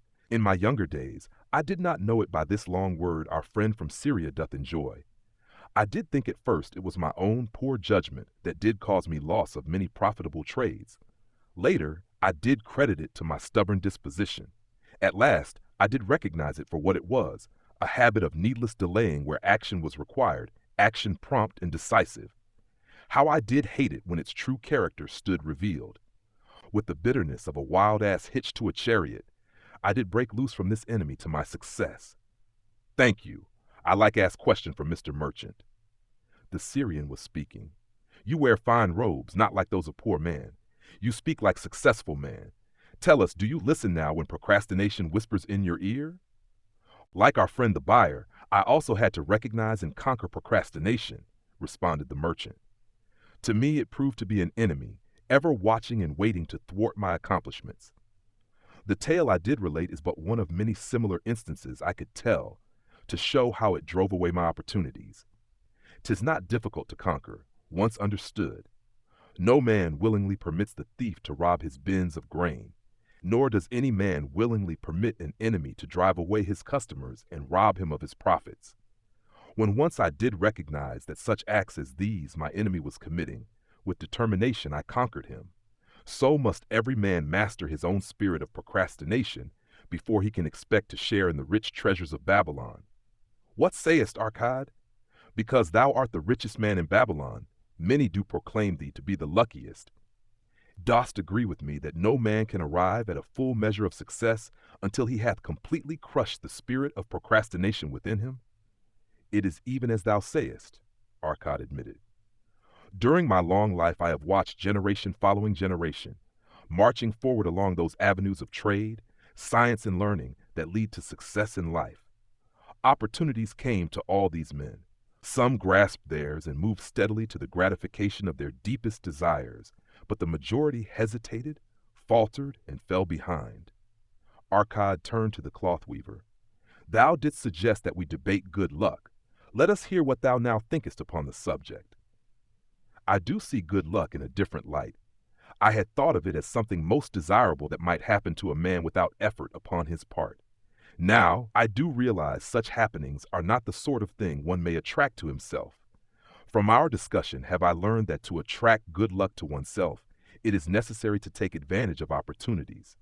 Therefore, in the future, I shall endeavor to make the best of such opportunities as do come to me. Thou hast well grasped the truths brought forth in our discussion, Arkad replied. Good luck, we do find, often follows opportunity, but seldom comes otherwise. Our merchant friend would have found great good luck had he accepted the opportunity the good goddess did present to him. Our friend the buyer, likewise, would have enjoyed good luck had he completed the purchase of the flock and sold at such a handsome profit. We did pursue this discussion to find a means by which good luck could be enticed to us. I feel that we have found the way. Both the tales did illustrate how good luck follows opportunity. Herein lies a truth that many similar tales of good luck, won or lost, could not change. The truth is this: good luck can be enticed by accepting opportunity. Those eager to grasp opportunities for their betterment do attract the interest of the good goddess. She is ever anxious to aid those who please her. Men of action please her best. Action will lead thee forward to the successes thou dost desire.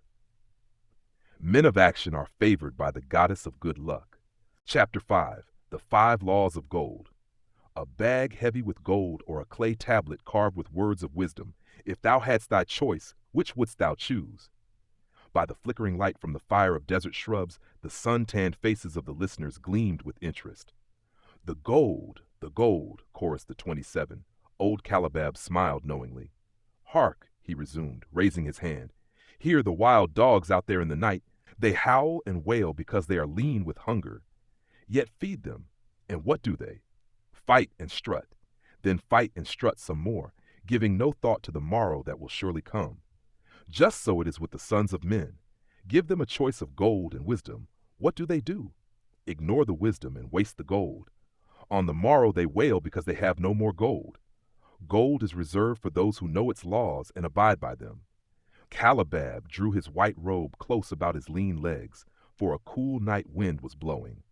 Because thou hast served me faithfully upon our long journey, because thou cared well for my camels, because thou toiled uncomplainingly across the hot sands of the desert, because thou fought bravely the robbers that sought to despoil my merchandise, I will tell thee this night the tale of the 5 laws of gold, such a tale as thou never hast heard before.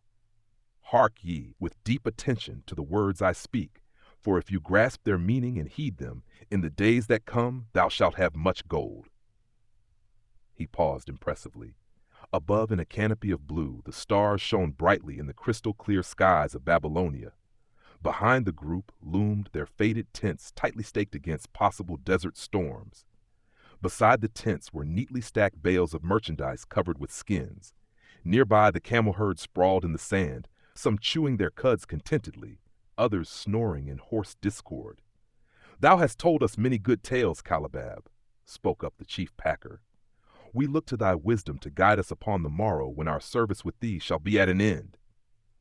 I have but told thee of my adventures in strange and distant lands, but this night I shall tell thee of the wisdom of Arkad, the wise rich man. Much have we heard of him, acknowledged the chief packer, for he was the richest man that ever lived in Babylon. The richest man he was, and that because B was wise in the ways of gold, even as no man had ever been before him. This night shall I tell you of his great wisdom as it was told to me by Nomasir his son, many years ago in Nineveh, when I was but a lad. My master and myself had tarried long into the night in the palace of Nomasir. I had helped my master bring great bundles of fine rugs, each one to be tried by Nomasir until his choice of colors was satisfied. At last he was well pleased and commanded us to sit with him and to drink a rare vintage odorous to the nostrils and most warming to my stomach, which was unaccustomed to such a drink. Then did he tell us this tale of the great wisdom of Arkad, his father, even as I shall tell it to you. In Babylon it is the custom, as you know, that the sons of wealthy fathers live with their parents in expectation of inheriting the estate. Arkad did not approve of this custom. Therefore, when Nomasir reached man's estate, he sent for the young man and addressed him. My son, It is my desire that thou succeed to my estate. Thou must, however, first prove that thou art capable of wisely handling it. Therefore, I wish that thou go out into the world and show thy ability both to acquire gold and to make thyself respected among men. To start thee well, I will give thee two things of which I myself was denied when I started as a poor youth to build up a fortune. First, I give thee this bag of gold. If thou use it wisely, it will be the basis of thy future success. Second, I give thee this clay tablet upon which is carved the 5 laws of gold. If thou dost but interpret them in thy own acts, they shall bring thee competence and security. 10 years from this day come thou back to the house of thy father and give account of thyself. If thou prove worthy, I will then make thee the heir to my estate. Otherwise, I will give it to the priests that they may barter for my soul the land consideration of the gods. So Nomasir went forth to make his own way, taking his bag of gold, the clay tablet carefully wrapped in silken cloth, his slave, and the horses upon which they rode. The 10 years passed, and Nomasir, as he had agreed, returned to the house of his father, who provided a great feast in his honor, to which he invited many friends and relatives. After the feast was over, the father and mother mounted their throne-like seats at one side of the great hall, and Nomasir stood before them to give an account of himself as he had promised his father. It was evening. The room was hazy with smoke from the wicks of the oil lamps that but dimly lighted it. Slaves in white woven jackets and tunics fanned the humid air rhythmically with long-stemmed palm leaves. A stately dignity colored the scene. The wife of Nomasir and his 2 young sons, with friends and other members of the family, sat upon rugs behind him, eager listeners. "My father," he began deferentially, "I bow before thy wisdom. 10 years ago, when I stood at the gates of manhood, thou bade me go forth and become a man among men, instead of remaining a vassal to thy fortune. Thou gave me liberally of thy gold. Thou gave me liberally of thy wisdom. Of the gold, alas, I must admit of a disastrous handling. It fled indeed from my inexperienced hands, even as a wild hare flees at the first opportunity from the youth who captures it." The father smiled indulgently. "Continue, my son. Thy tale interests me in all its details. I decided to go to Nineveh, as it was a growing city, believing that I might find there opportunities. I joined a caravan, and among its members made numerous friends. 2 well-spoken men who had a most beautiful white horse as fleet as the wind were among these. As we journeyed, they told me in confidence that in Nineveh was a wealthy man who owned a horse so swift that it had never been beaten. Its owner believed that no horse living could run with greater speed. Therefore, would he wager any sum, however large, that his horse could outspeed any horse in all Babylonia. Compared to their horse, so my friends said, it was but a lumbering ass that could be beaten with ease. They offered, as a great favor, to permit me to join them in a wager. I was quite carried away with the plan. Our horse was badly beaten, and I lost much of my gold." The father laughed. "Later, I discovered that this was a deceitful plan of these men, and they constantly journeyed with caravans seeking victims.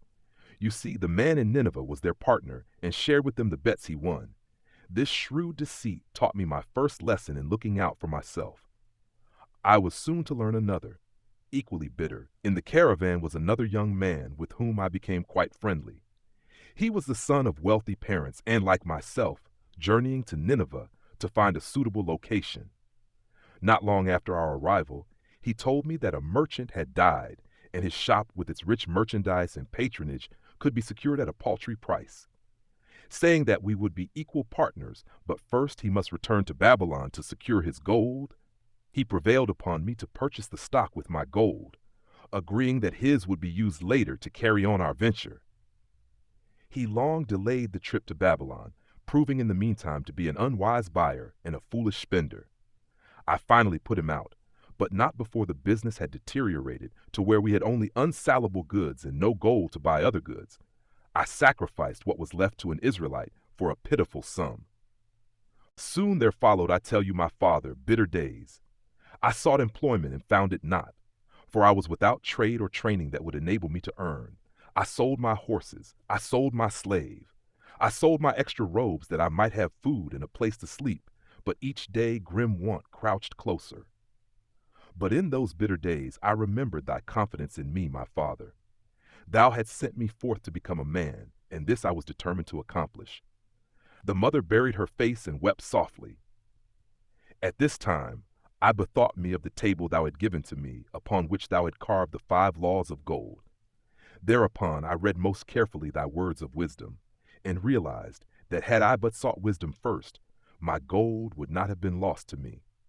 I learned by heart each law, and determined that when once more the goddess of good fortune smiled upon me, I would be guided by the wisdom of age, and not by the inexperience of youth. For the benefit of you who are seated here this night, I will read the wisdom of my father, as engraved upon the clay tablet which he gave to me 10 years ago, the 5 laws of gold. Gold cometh gladly and in increasing quantity to any man who will put by not less than 1/10 of his earnings to create an estate for his future and that of his family. 2. Gold laboreth diligently and contentedly for the wise owner who finds for it profitable employment, multiplying even as the flocks of the field. 3. Gold clingeth to the protection of the cautious owner, who invests it under the advice of men wise in its handling.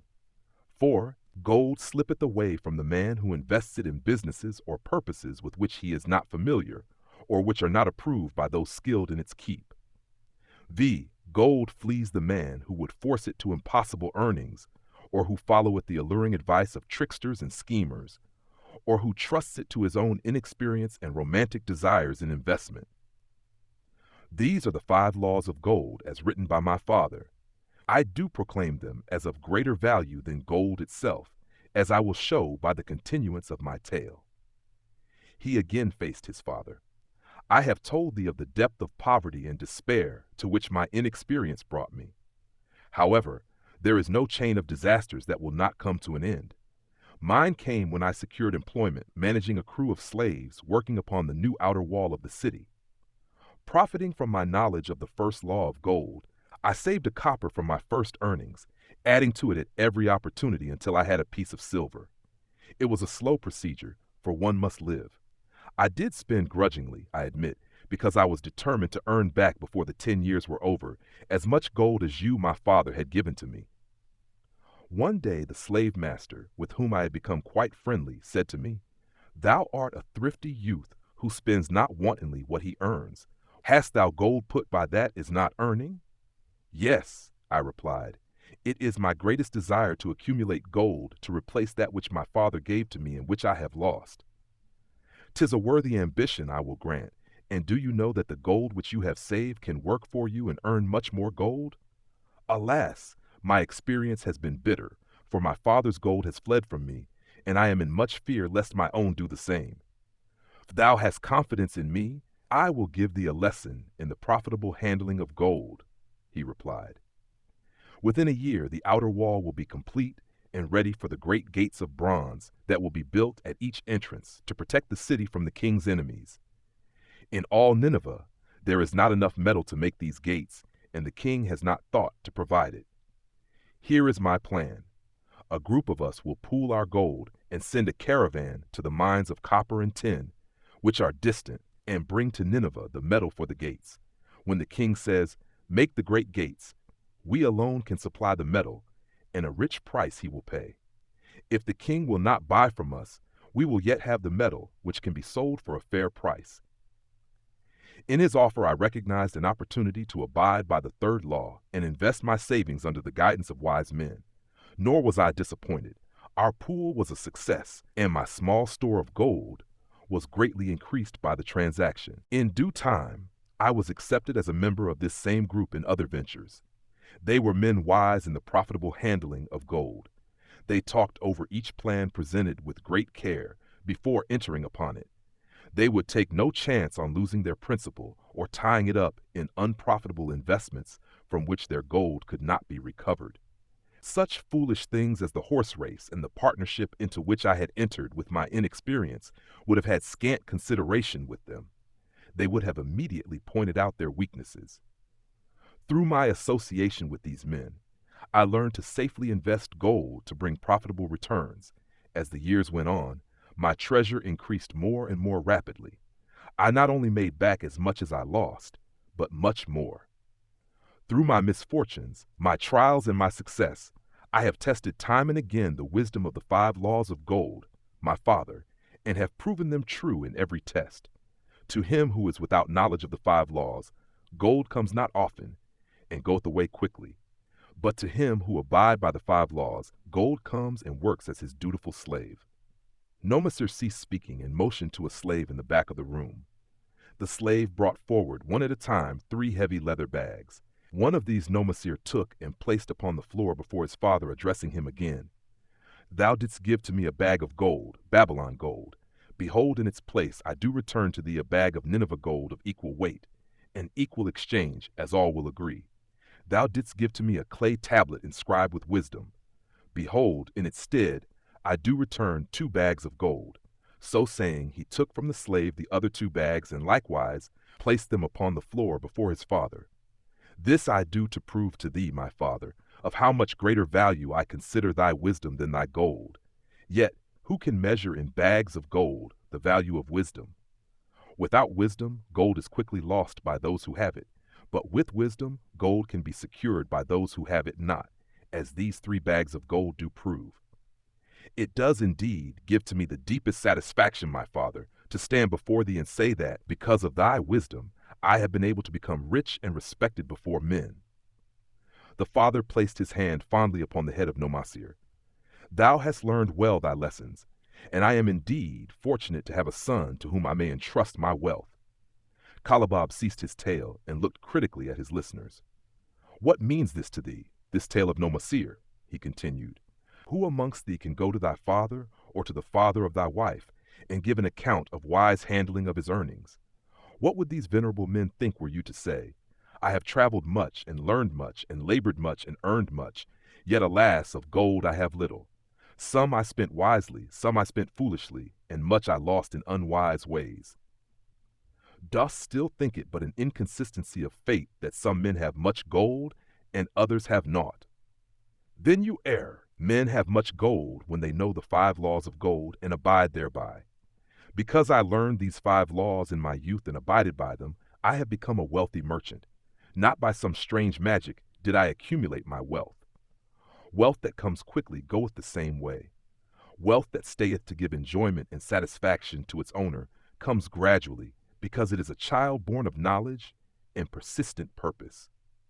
To earn wealth is but a slight burden upon the thoughtful man. Bearing the burden consistently from year to year accomplishes the final purpose. The 5 laws of gold offer to thee a rich reward for their observance. Each of these 5 laws is rich with meaning, and lest thou overlook this in the briefness of my tale, I will now repeat them. I do know them each by heart, because in my youth I could see their value and would not be content until I knew them word for word. The first law of gold. Gold cometh gladly, in an increasing quantity, for any man who will put by not less than 1/10 of his earnings to create an estate for his future and that of his family. Any man who will put by 1/10 of his earnings consistently and invest it wisely will surely create a valuable estate that will provide an income for him in the future and further guarantee safety for his family in case the gods call him to the world of darkness. This law always saith that gold cometh gladly to such a man. I can truly certify this in my own life. The more gold I accumulate, the more readily it comes to me and in increased quantities. The gold which I save earns more, even as yours will, and its earnings earn more, and this is the working out of the first law. The second law of gold. Gold laboreth diligently and contentedly for the wise owner who finds for it profitable employment, multiplying even as the flocks of the field. Gold indeed is a willing worker. It is ever eager to multiply when opportunity presents itself. To every man who hath a store of gold set by, opportunity comes for its most profitable use. As the years pass, it multiplies itself in surprising fashion. The third law of gold. Gold clingeth to the protection of the cautious owner who invests it under the advice of men wise in its handling. Gold indeed clingeth to the cautious owner, even as it flees the careless owner. The man who seeks the advice of men wise in handling gold soon learneth not to jeopardize his treasure, but to preserve in safety and to enjoy in contentment its consistent increase. The fourth law of gold. Gold slippeth away from the man who invests it in businesses or purposes with which he is not familiar, or which are not approved by those skilled in its keep. To the man who hath gold, yet is not skilled in its handling, many uses for it appear most profitable. Too often these are fraught with danger of loss, and if properly analyzed by wise men, show small possibility of profit. Therefore, the inexperienced owner of gold, who trusts to his own judgment and invests it in business or purposes with which he is not familiar, too often finds his judgment imperfect, and pays with his treasure for his inexperience. Wise, indeed, is he who investeth his treasures under the advice of men skilled in the ways of gold. The fifth law of gold. Gold flees the man who would force it to impossible earnings, or who followeth the alluring advice of tricksters and schemers, or who trusts it to his own inexperience and romantic desires in investment. Fanciful propositions that thrill like adventure tales always come to the new owner of gold. These appear to endow his treasure with magic powers that will enable it to make impossible earnings. Yet heed ye the wise men, for verily they know the risks that lurk behind every plan to make great wealth suddenly. Forget not the rich men of Nineveh, who would take no chance of losing their principal or tying it up in unprofitable investments. This ends my tale of the 5 laws of gold. In telling it to thee, I have told the secrets of my own success. Yet they are not secrets, but truths which every man must first learn and then follow, who wishes to step out of the multitude that, like you wild dogs, must worry each day for food to eat. Tomorrow we enter Babylon. Look, see the fire that burns eternal above the temple of Bel. We are already in sight of the golden city. Tomorrow each of thee shall have gold, the gold thou hast so well earned by thy faithful services. 10 years from this night, what can you tell about this gold? If there be men among you, who, like Nomasir, will use a portion of their gold to start for themselves an estate, and be thenceforth wisely guided by the wisdom of Arkad, 10 years from now, 'tis a safe wager like the son of Arkad, they will be rich and respected among men. Our wise acts accompany us through life to please us and to help us. Just as surely, our unwise acts follow us to plague and torment us. Alas, they cannot be forgotten. In the front rank of the torments that do follow us are the memories of the things we should have done, of the opportunities which came to us and we took not. Rich are the treasures of Babylon, so rich no man can count their value in pieces of gold. Each year they grow richer and more valuable. Like the treasures of every land, they are a rich reward awaiting those men of purpose who determine to secure their just share. In the strength of thine own desires is a magic power. Guide this power with thy knowledge of the 5 laws of gold, and thou shalt share the treasures of Babylon. Chapter 6. The Gold Lender of Babylon, 50 pieces of gold. Never before had Rodan, the spearmaker of old Babylon, carried so much gold in his leather wallet. Happily down the king's highway from the palace of his most liberal majesty he strode. Cheerfully the gold clinked as the wallet at his belt swayed with each step, the sweetest music he had ever heard.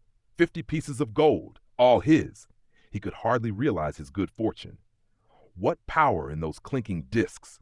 They could purchase anything he wanted, a grand house, land, cattle, camels, horses, chariots, whatever he might desire. What use should he make of it? This evening, as he turned into a side street towards the home of his sister, he could think of nothing he would rather possess than those same glittering, heavy pieces of gold, his to keep. It was upon an evening some days later that a perplexed Rodan entered the shop of Mathon, the lender of gold and dealer in jewels and rare fabrics. Glancing neither to the right nor the left at the colorful articles artfully displayed, he passed through to the living quarters at the rear. Here he found the genteel Mathon lounging upon a rug, partaking of a meal served by a black slave. "I would counsel with thee, for I know not what to do." Rodan stood stolidly, feet apart, hairy breast exposed by the gaping front of his leather jacket. Mathon's narrow, sallow face smiled a friendly greeting. "What indiscretions hast thou done, that thou shouldst seek the lender of gold? Hast been unlucky at the gaming table, or hath some plump dame entangled thee? For many years have I known thee, yet never hast thou sought me to aid thee in thy troubles." "No, no, not such as that. I seek no gold. Instead I crave thy wise advice. Hear what this man doth say. No one comes to the lender of gold for advice. My ears must play me false. They listen true. Can this be so? Rodan the spearmaker doth display more cunning than all the rest, for he comes to Mathon, not for gold, but for advice. Many men come to me for gold to pay for their follies, but as for advice, they want it not. Yet who is more able to advise than the lender of gold to whom many men come in trouble? Thou shalt eat with me, Rodan, he continued. Thou shalt be my guest for the evening. Andal, he commanded of the black slave, draw up a rag for my friend Rodan, the spearmaker, who comes for advice. He shall be mine honored guest. Bring to him much food, and get for him my largest cup. Choose well of the best wine, that he may have satisfaction in the drinking. Now tell me what troubles thee. It is the king's gift. The king's gift. The king did make thee a gift, and it gives thee trouble? What manner of gift? Because he was much pleased with the design I did submit to him for a new point on the spears of the royal guard, he did present me with 50 pieces of gold, and now I am much perplexed. I am beseeched each hour the sun doth travel across the sky by those who would share it with me. That is natural. More men want gold than have it, and would wish one who comes by it easily to divide. But can you not say no? Is thy will not as strong as thy fist? To many I can say no, yet sometimes it would be easier to say yes. Can one refuse to share with one's sister, to whom he is deeply devoted? Surely thy own sister would not wish to deprive thee of enjoying thy reward. But it is for the sake of Aramon, her husband, whom she wishes to see a rich merchant. She does feel that he has never had a chance, and she beseeches me to loan to him this gold, that he may become a prosperous merchant, and repay me from his profits. My friend, resumed Mathon, 'tis a worthy subject thou bringest to discuss. Gold bringeth unto its possessor responsibility and a changed position with his fellow men. It bringeth fear lest he lose it, or it be tricked away from him. It bringeth a feeling of power and ability to do good. Likewise, it bringeth opportunities, whereby his very good intentions may bring him into difficulties. Didst ever hear of the farmer of Nineveh who could understand the language of animals? I wot not, for 'tis not the kind of tale men like to tell over the bronze caster's forge. I will tell it to thee, for thou shouldst know that to borrowing and lending there is more than the passing of gold from the hands of one to the hands of another.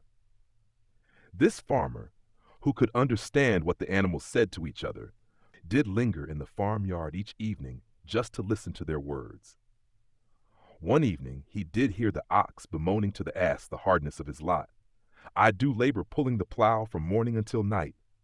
No matter how hot the day, or how tired my legs, or how the bow doth chafe my neck, still must I work. But you are a creature of leisure.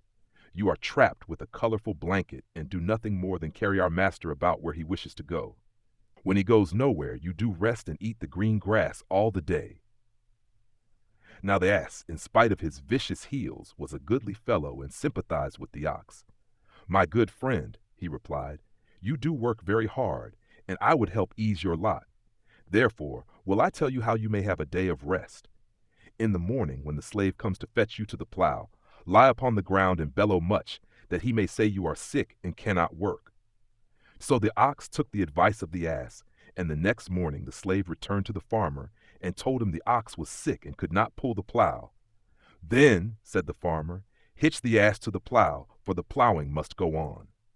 All that day the ass, who had only intended to help his friend, found himself compelled to do the ox's task. When night came and he was released from the plow, his heart was bitter, and his legs were weary, and his neck was sore where the bough had chafed it. The farmer lingered in the barnyard to listen. The ox began first. You are my good friend. Because of your wise advice, I have enjoyed a day of rest. And I, retorted the ass, am like many another simple-hearted one who starts to help a friend and ends up by doing his task for him. Hereafter, you draw your own plow, for I did hear the master tell the slave to send for the butcher were you sick again. I wish he would, for you are a lazy fellow. Thereafter they spoke to each other no more. Canst thou tell the moral to this tale, Rodan? 'Tis a good tale, responded Rodan, but I see not the moral. I thought not that you would, but it is there and simple too. Just this, if you desire to help thy friend, do so in a way that will not bring thy friend's burdens upon thyself. This ended their friendship. I had not thought of that. It is a wise moral. I wish not to assume the burdens of my sister's husband. But tell me, you lend to many. Do not the borrowers repay? Mathan smiled the smile of one whose soul is rich with much experience. Could a loan be well made if the borrower cannot repay? Must not the lender be wise and judge carefully whether his gold can perform a useful purpose to the borrower and return to him once more, or whether it will be wasted by one unable to use it wisely and leave him without his treasure, and leave the borrower with a debt he cannot repay? I will show to thee the tokens in my token chest, and let them tell thee some of their stories. Into the room he brought a chest as long as his arm, covered with red pigskin and ornamented with bronze designs. He placed it upon the floor and squatted before it, both hands upon the lid. From each person to whom I lend, I do exact a token from my token chest, to remain there until the loan is repaid.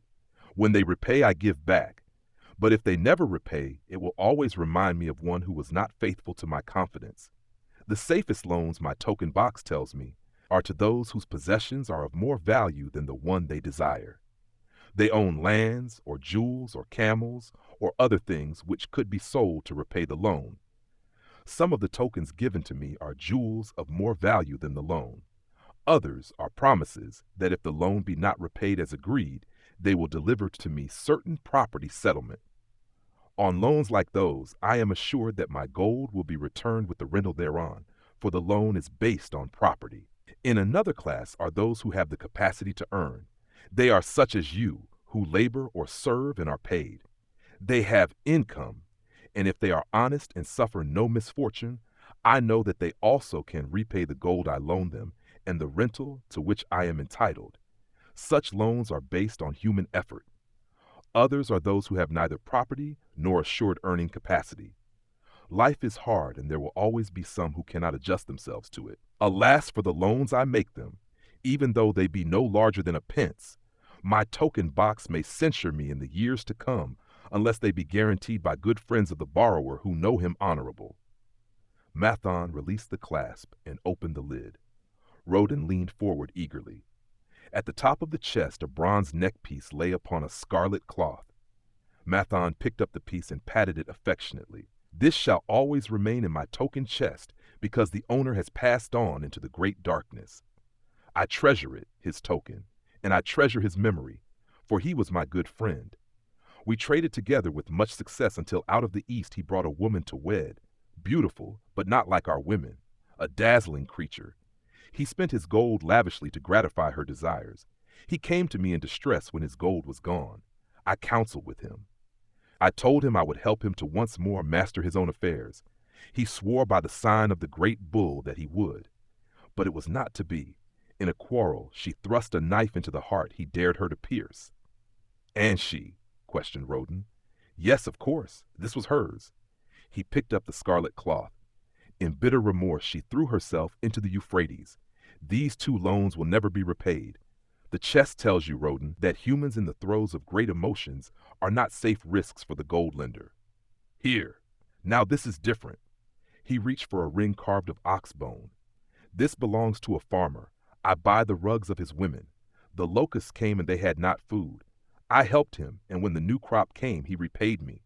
Later he came again and told of strange goats in a distant land, as described by a traveler.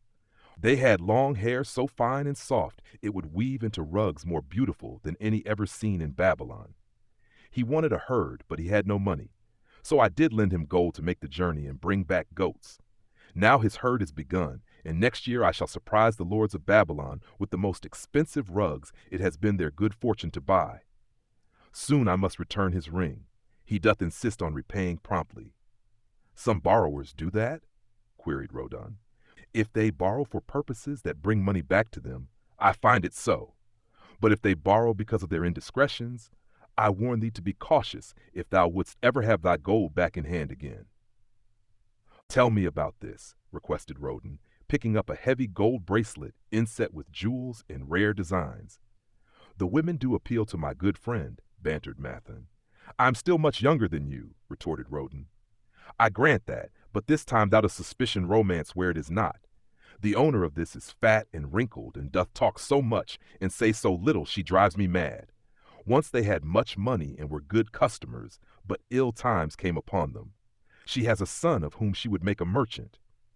So she came to me and borrowed gold, that he might become a partner of a caravan owner who travels with his camels, bartering in one city what he buys in another. This man proved a rascal, for he left the poor boy in a distant city without money and without friends, pulling out early while the youth slept. Perhaps when this youth has grown to manhood, he will repay. Until then, I get no rental for the loan, only much talk. But I do admit the jewels are worthy of the loan. Did this lady ask thy advice as to the wisdom of the loan? Quite otherwise. She had pictured to herself this son of hers as a wealthy and powerful man of Babylon. To suggest the contrary was to infuriate her. A fair rebuke I had. I knew the risk for this inexperienced boy, but as she offered security, I could not refuse her. This, continued Mathon, waving a bit of pack rope tied into a knot, belongs to Nebatur, the camel trader. When he would buy a herd larger than his funds, he brings to me this knot, and I lend to him according to his needs. He is a wise trader. I have confidence in his good judgment and can lend him freely. Many other merchants of Babylon have my confidence because of their honorable behavior. Their tokens come and go frequently in my token box. Good merchants are an asset to our city, and it profits me to aid them to keep trade moving, that Babylon be prosperous. Mathon picked out a beetle carved in turquoise and tossed it contemptuously on the floor. A bug from Egypt. The lad who owns this does not care whether I ever receive back my gold. When I reproach him, he replies, "How can I repay when ill fate pursues me? You have plenty more." What can I do? The token is his father's, a worthy man of small means who did pledge his land and herd to back his son's enterprises. The youth found success at first, and then was overzealous to gain great wealth. His knowledge was immature. His enterprises collapsed. Youth is ambitious. Youth would take shortcuts to wealth and the desirable things for which it stands. To secure wealth quickly, youth often borrows unwisely. Youth, never having had experience, cannot realize that hopeless debt is like a deep pit into which one may descend quickly, and where one may struggle vainly for many days. It is a pit of sorrow and regrets, where the brightness of the sun is overcast, and night is made unhappy by restless sleeping. Yet I do not discourage borrowing gold. I encourage it. I recommend it if it be for a wise purpose. I myself made my first real success as a merchant with borrowed gold. Yet, what should the lender do in such a case? The youth is in despair and accomplishes nothing. He is discouraged. He makes no effort to repay. My heart turns against depriving the father of his land and cattle. You tell me much that I am interested to hear, ventured Rodin, but I hear no answer to my question. Should I lend my 50 pieces of gold to my sister's husband? They mean much to me. Thy sister is a sterling woman whom I do much esteem. Should her husband come to me and ask to borrow 50 pieces of gold, I should ask him for what purpose he would use it.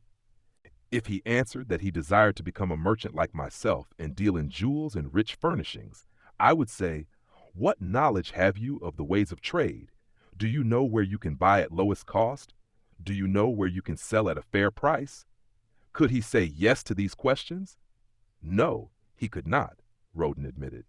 He has helped me much in making spears, and he has helped some in the shops. Then would I say to him that his purpose was not wise? Merchants must learn their trade. His ambition, though worthy, is not practical, and I would not lend him any gold. But supposing he could say, "Yes, I have helped merchants much. I know how to travel to Smyrna and to buy at low cost the rugs the housewives weave. I also know many of the rich people of Babylon, to whom I can sell these at a large profit." Then I would say, "Your purpose is wise and your ambition honorable.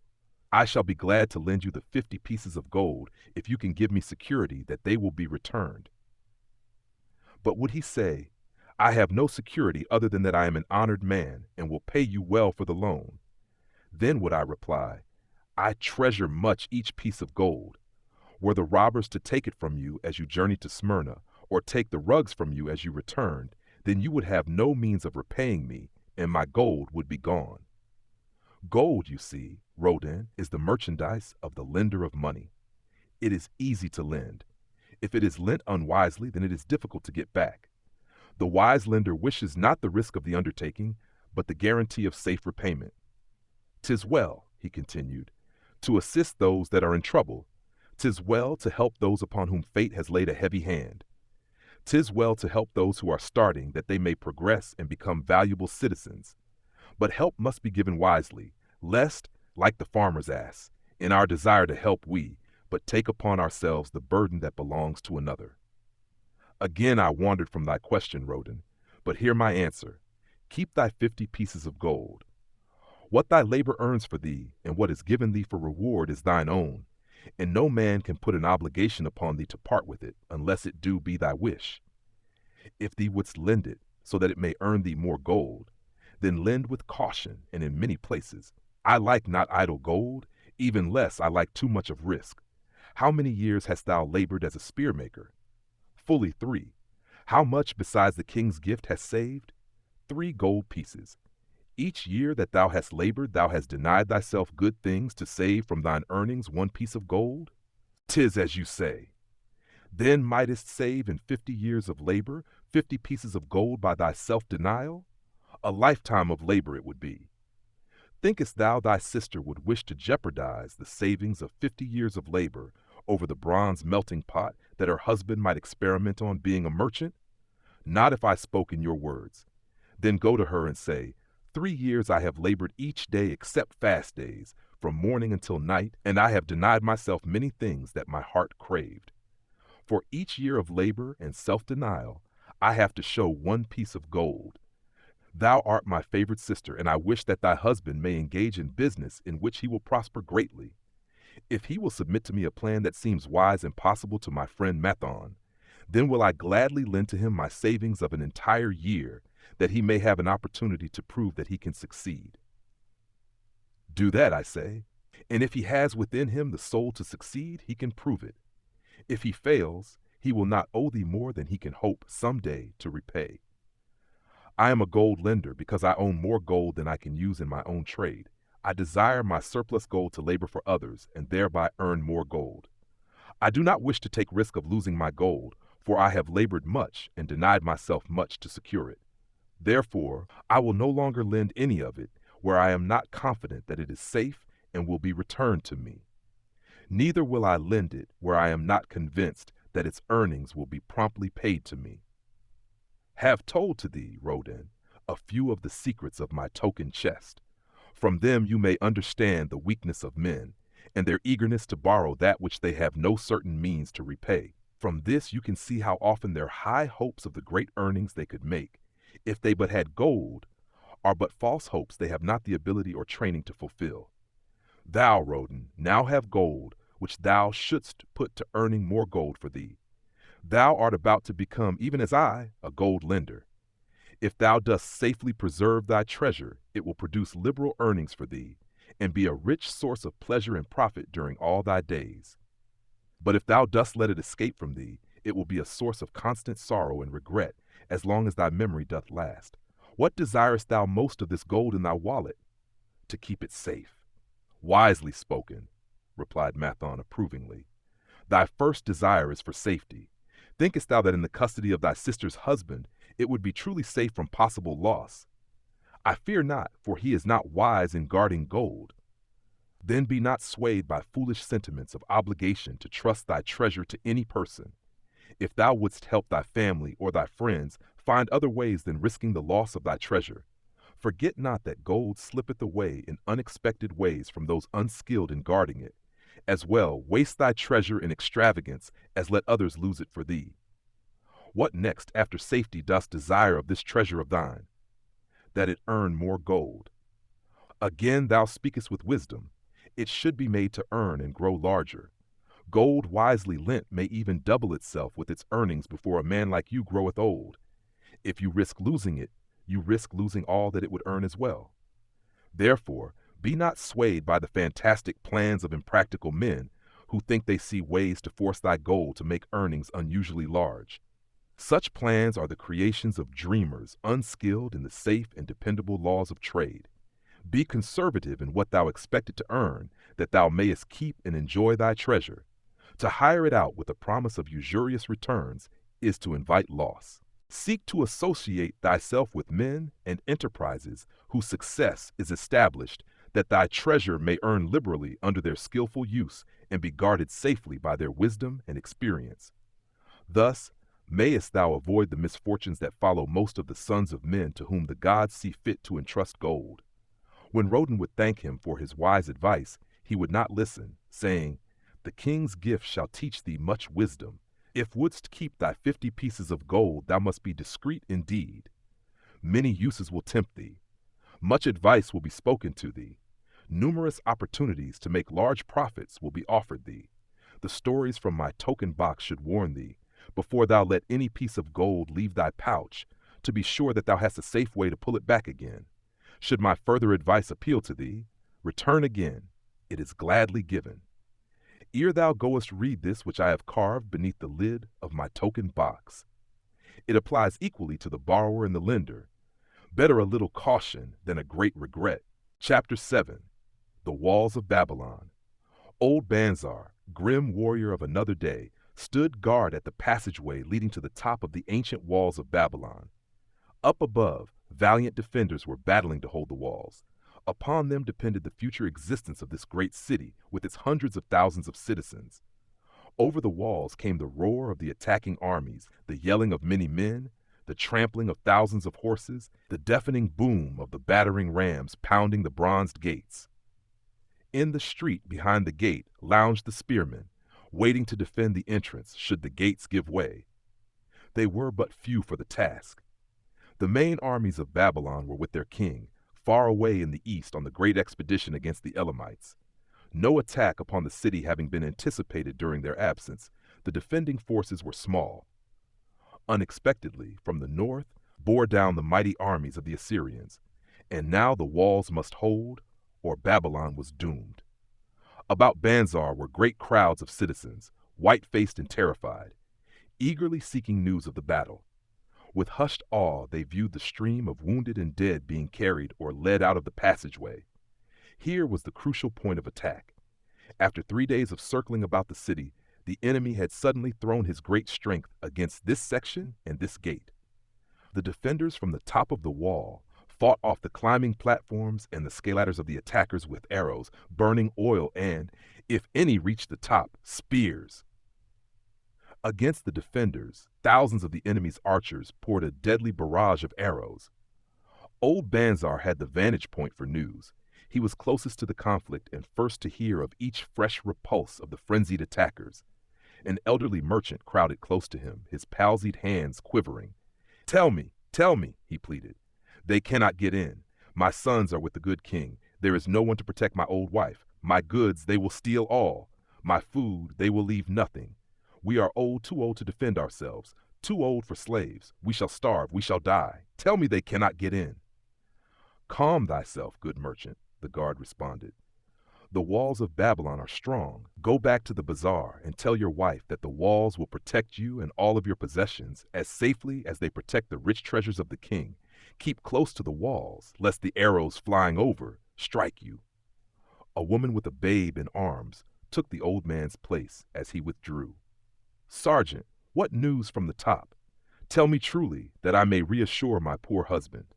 He lies with fever from his terrible wounds, yet insists upon his armor and his spear to protect me, who am with child. Terrible, he says, will be the vengeful lust of our enemies should they break in. Be thou of good heart, thou mother that is, and is again to be. The walls of Babylon will protect you and your babes. They are high and strong. Hear ye not the yells of our valiant defenders as they empty the cauldrons of burning oil upon the ladder scalers? Yes, that do I hear, and also the roar of the battering rams that do hammer at our gates. Back to thy husband. Tell him the gates are strong and withstand the rams. Also that the scalers climb the walls, but to receive the waiting spear thrust. Watch thy way and hasten behind yon buildings." Banzar stepped aside to clear the passage for heavily armed reinforcements. As with clanking bronze shields and heavy tread they tramped by, a small girl plucked at his girdle. "Tell me, please, soldier, are we safe?" she pleaded. "I hear the awful noises. I see the men all bleeding. I am so frightened. What will become of our family, of my mother, little brother, and the baby?" The grim old campaigner blinked his eyes and thrust forward his chin as he beheld the child. "Be not afraid, little one," he reassured her. "The walls of Babylon will protect you and mother and little brother and the baby. It was for the safety of such as you that the good Queen Semiramis built them over 100 years ago. Never have they been broken through. Go back and tell your mother and little brother and the baby that the walls of Babylon will protect them, and they need have no fear." Day after day old Banzar stood at his post and watched the reinforcements file up the passageway, there to stay and fight until wounded or dead they came down once more. Around him unceasingly crowded the throngs of frightened citizens, eagerly seeking to learn if the walls would hold. To all he gave his answer with the fine dignity of an old soldier: "The walls of Babylon will protect you." For 3 weeks and 5 days the attack waged with scarcely ceasing violence. Harder and grimmer set the jaw of Banzar as the passage behind, wet with the blood of the many wounded, was churned into mud by the never-ceasing streams of men passing up and staggering down. Each day the slaughtered attackers piled up in heaps before the wall. Each night they were carried back and buried by their comrades. Upon the 5th night of the 4th week, the clamor without diminished. The first streaks of daylight, illuminating the plains, disclosed great clouds of dust raised by the retreating armies. A mighty shout went up from the defenders. There was no mistaking its meaning. It was repeated by the waiting troops behind the walls. It was echoed by the citizens upon the streets. It swept over the city with the violence of a storm. People rushed from the houses. The streets were jammed with a throbbing mob. The pent-up fear of weeks found an outlet in the wild chorus of joy. From the top of the high tower of the Temple of Bel burst forth the flames of victory. Skyward floated the column of blue smoke to carry the message far and wide. The walls of Babylon had once again repulsed a mighty and viscous foe determined to loot her rich treasures and to ravish and enslave her citizens. Babylon endured century after century because it was fully protected. It could not afford to be otherwise. The walls of Babylon were an outstanding example of man's need and desire for protection. This desire is inherent in the human race. It is just as strong today as it ever was, but we've developed broader and better plans to accomplish the same purpose. In this day, behind the impregnable walls of insurance, savings accounts, and dependable investments, we can guard ourselves against the unexpected tragedies that may enter any door and seat themselves before any fireside. We cannot afford to be without adequate protection. Chapter 8. The Camel Trader of Babylon.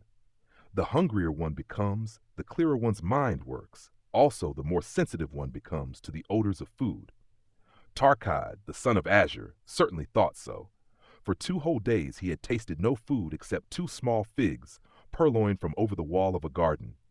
Not another could he grab before the angry woman rushed forth and chased him down the street. Her shrill cries were still ringing in his ears as he walked through the marketplace. They helped him to retrain his restless fingers from snatching the tempting fruits from the baskets of the market women. Never before had he realized how much food was brought to the markets of Babylon and how good it smelled. Leaving the market, he walked across to the inn and paced back and forth in front of the eating house. Perhaps here he might meet someone he knew. Someone from whom he could borrow a copper that would gain him a smile from the unfriendly keeper of the inn, and, with it, a liberal helping. Without the copper, he knew all too well how unwelcome he would be.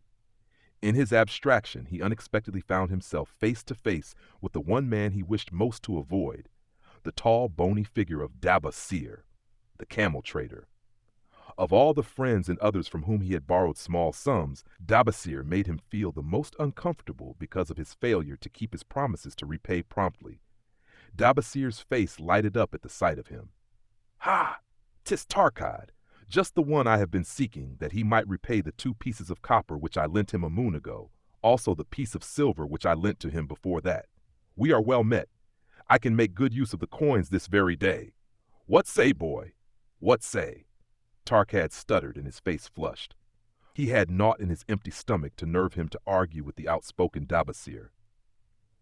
"I am sorry, very sorry," he mumbled weakly, But this day I have neither the copper nor the silver with which I could repay."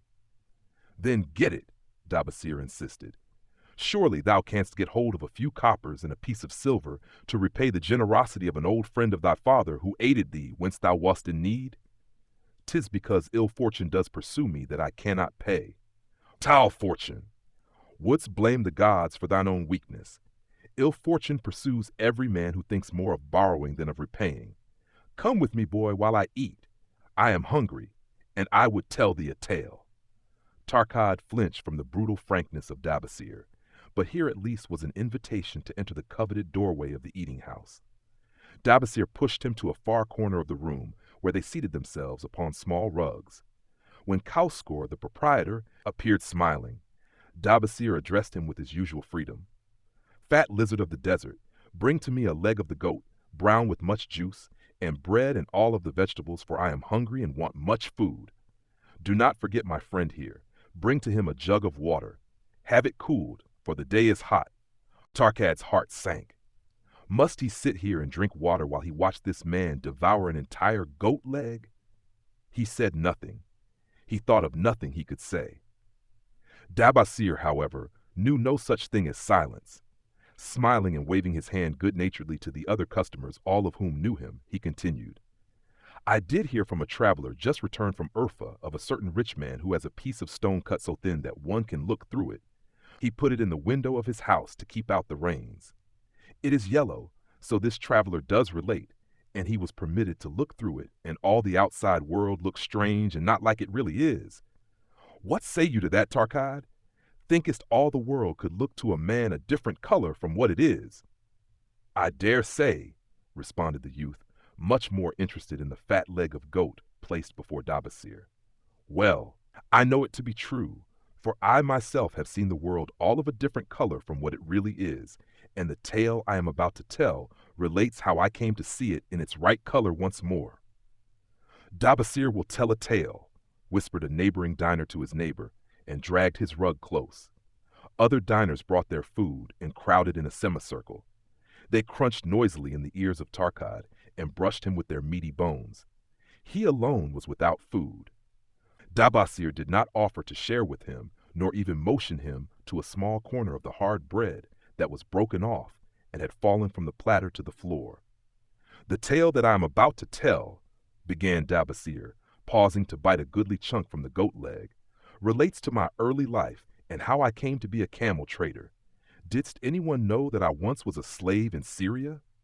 A murmur of surprise ran through the audience, to which Dabasir listened with satisfaction. "When I was a young man," continued Dabasir after another vicious onslaught on the goat leg, "I learned the trade of my father, the making of saddles. I worked with him in his shop and took to myself a wife. Being young and not greatly skilled, I could earn but little, just enough to support my excellent wife in a modest way. I craved good things which I could not afford. Soon I found that the shopkeepers would trust me to pay later, even though I could not pay at the time. Being young and without experience, I did not know that he who spends more than he earns is sowing the winds of needless self-indulgence, from which he is sure to reap the whirlwinds of trouble and humiliation. So I indulged my whims for fine raiment and bought luxuries for my good wife and our home, beyond our means. I paid as I could, and for a while all went well. But in time I discovered I could not use my earnings both to live upon and to pay my debts. Creditors began to pursue me to pay for my extravagant purchases, and my life became miserable. I borrowed from my friends, but could not repay them either. Things went from bad to worse.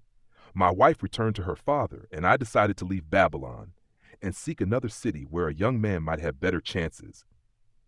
For 2 years I had a restless and unsuccessful life, working for caravan traders. From this I fell in with a set of likable robbers who scoured the desert for unarmed caravans.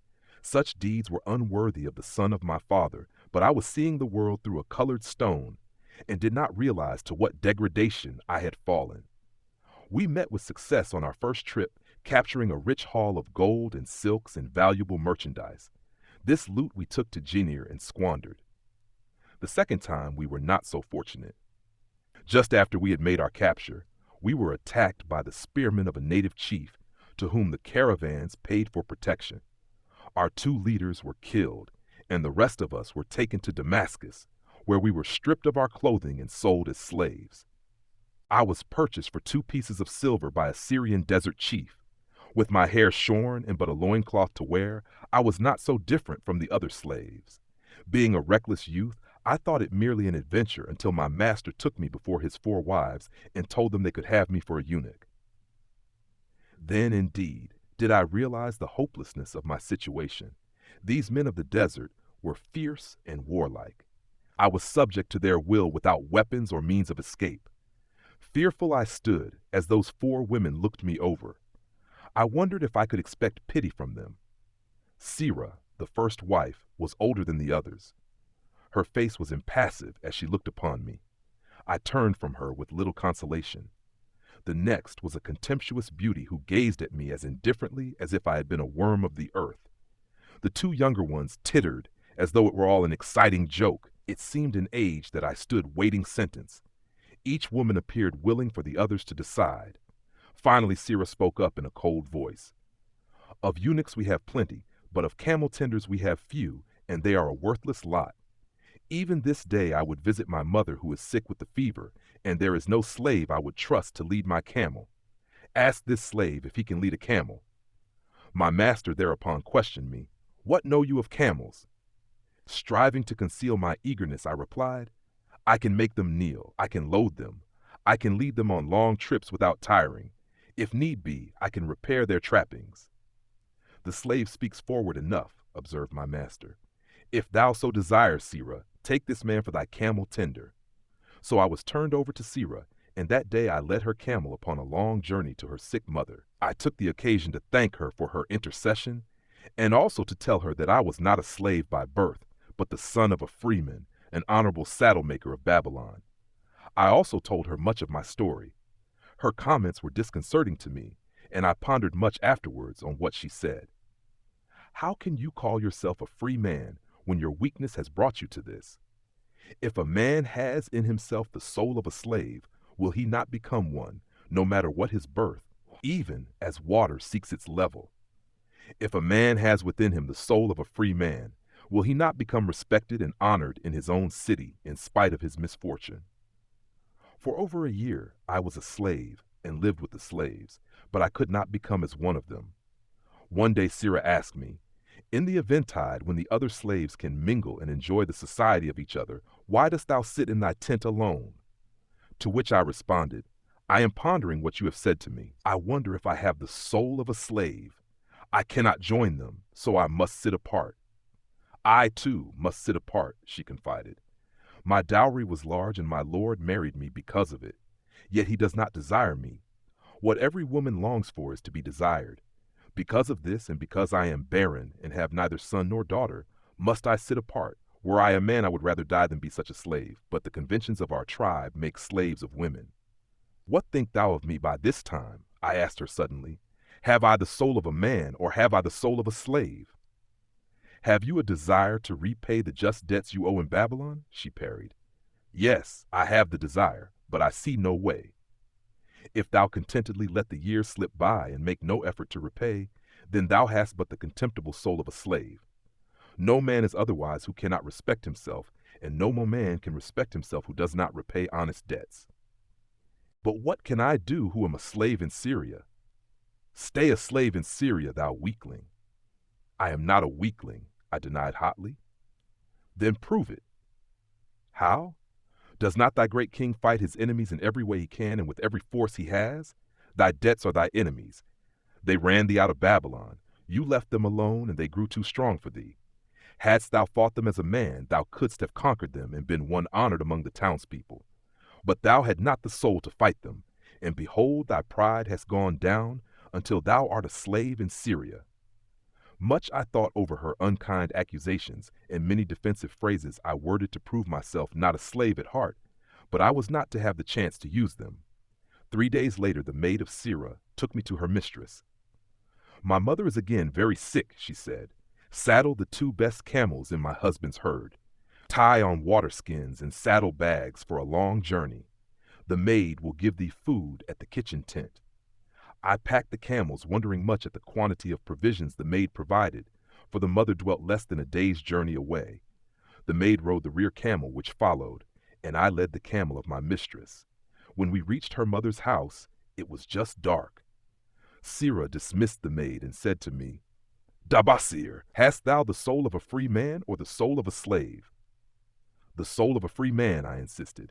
Now is thy chance to prove it. Thy master hath imbibed deeply, and his chiefs are in a stupor. Take then these camels and make thy escape. Here in this bag is raiment of thy master's to disguise thee. I will say thou stole the camels and ran away while I visited my sick mother. Thou hast the soul of a queen, I told her. Much do I wish that I might lead thee to happiness. Happiness, she responded, awaits not the runaway wife who seeks it in far lands among strange people.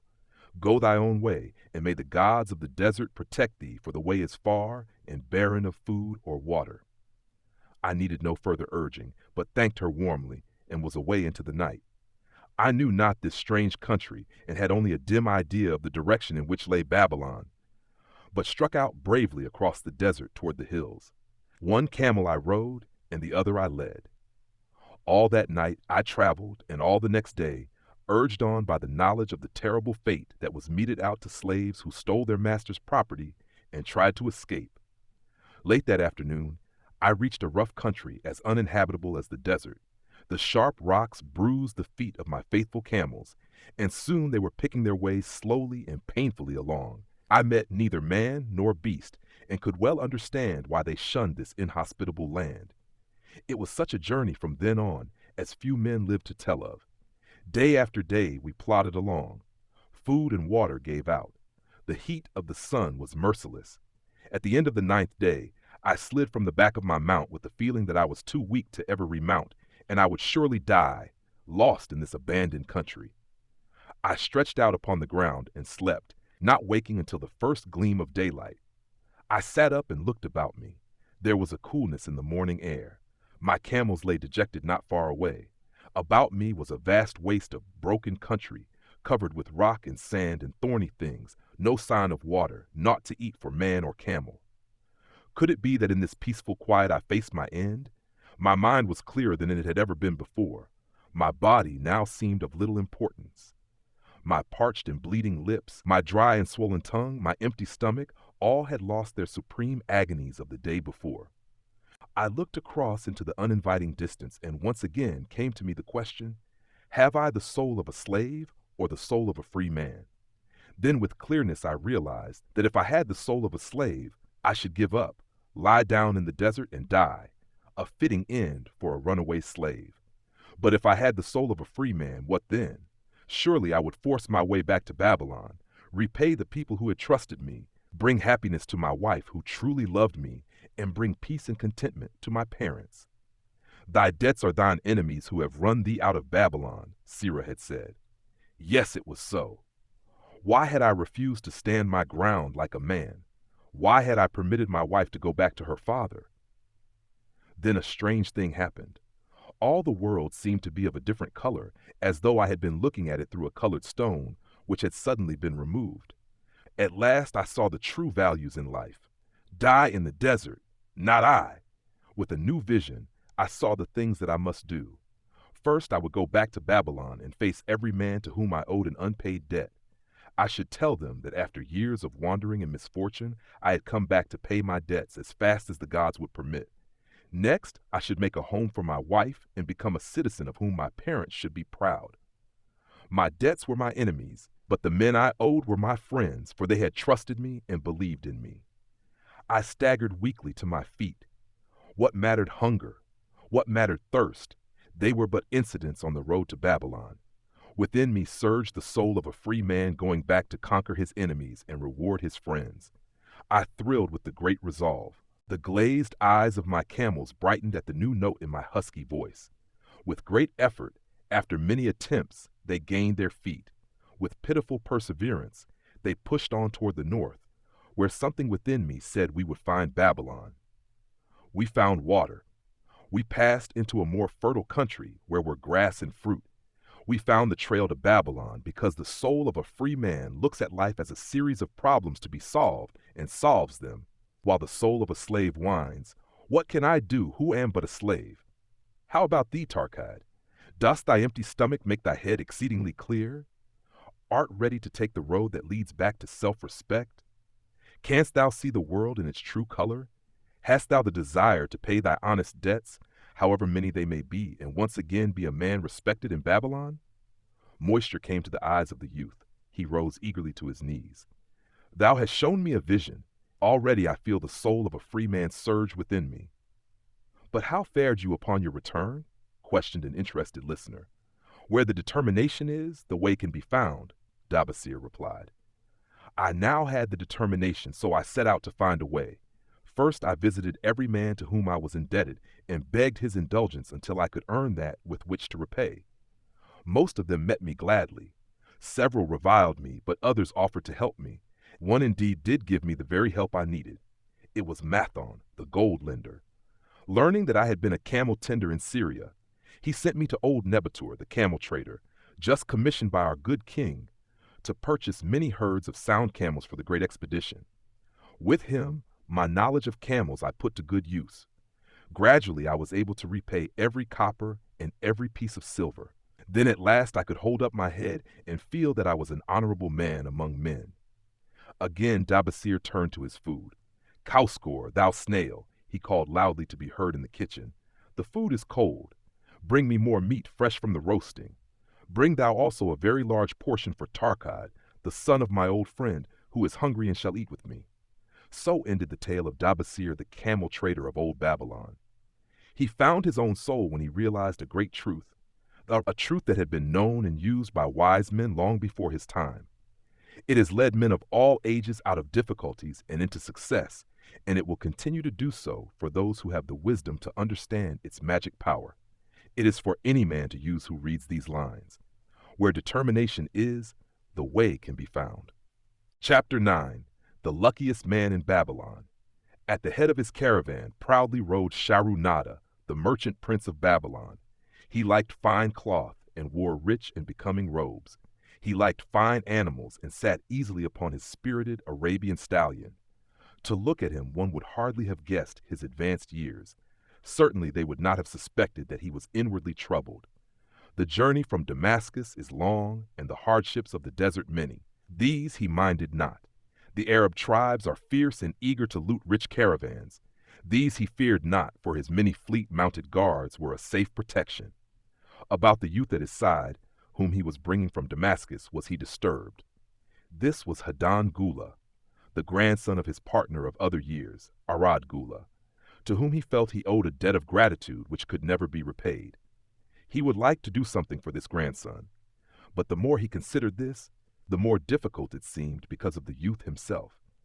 Eyeing the young man's rings and earrings, he thought to himself, he thinks jewels are for men.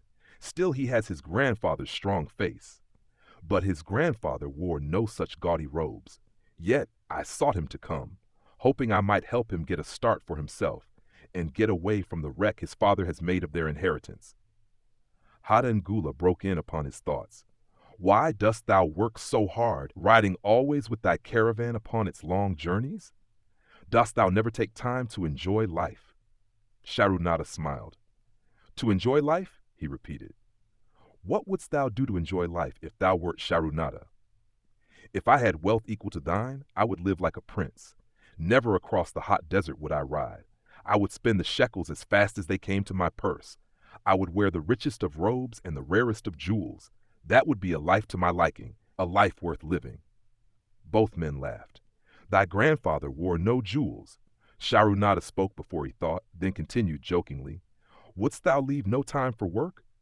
Work was made for slaves, Hadan Gula responded. Sharunada bit his lip but made no reply, riding in silence until the trail led them to the slope. Here he reined his mount and pointing to the green valley far away. See, there is the valley. Look far down, and thou canst faintly see the walls of Babylon. The tower is the temple of Bel.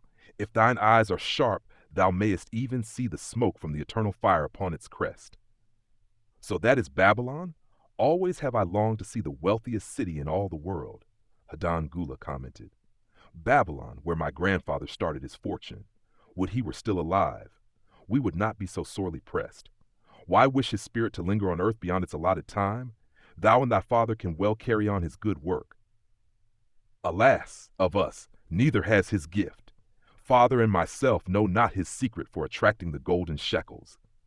Sharunada did not reply, but gave rein to his mount and rode thoughtfully down the trail to the valley. Behind them followed the caravan in a cloud of reddish dust. Some time later they reached the king's highway and turned south through the irrigated farms.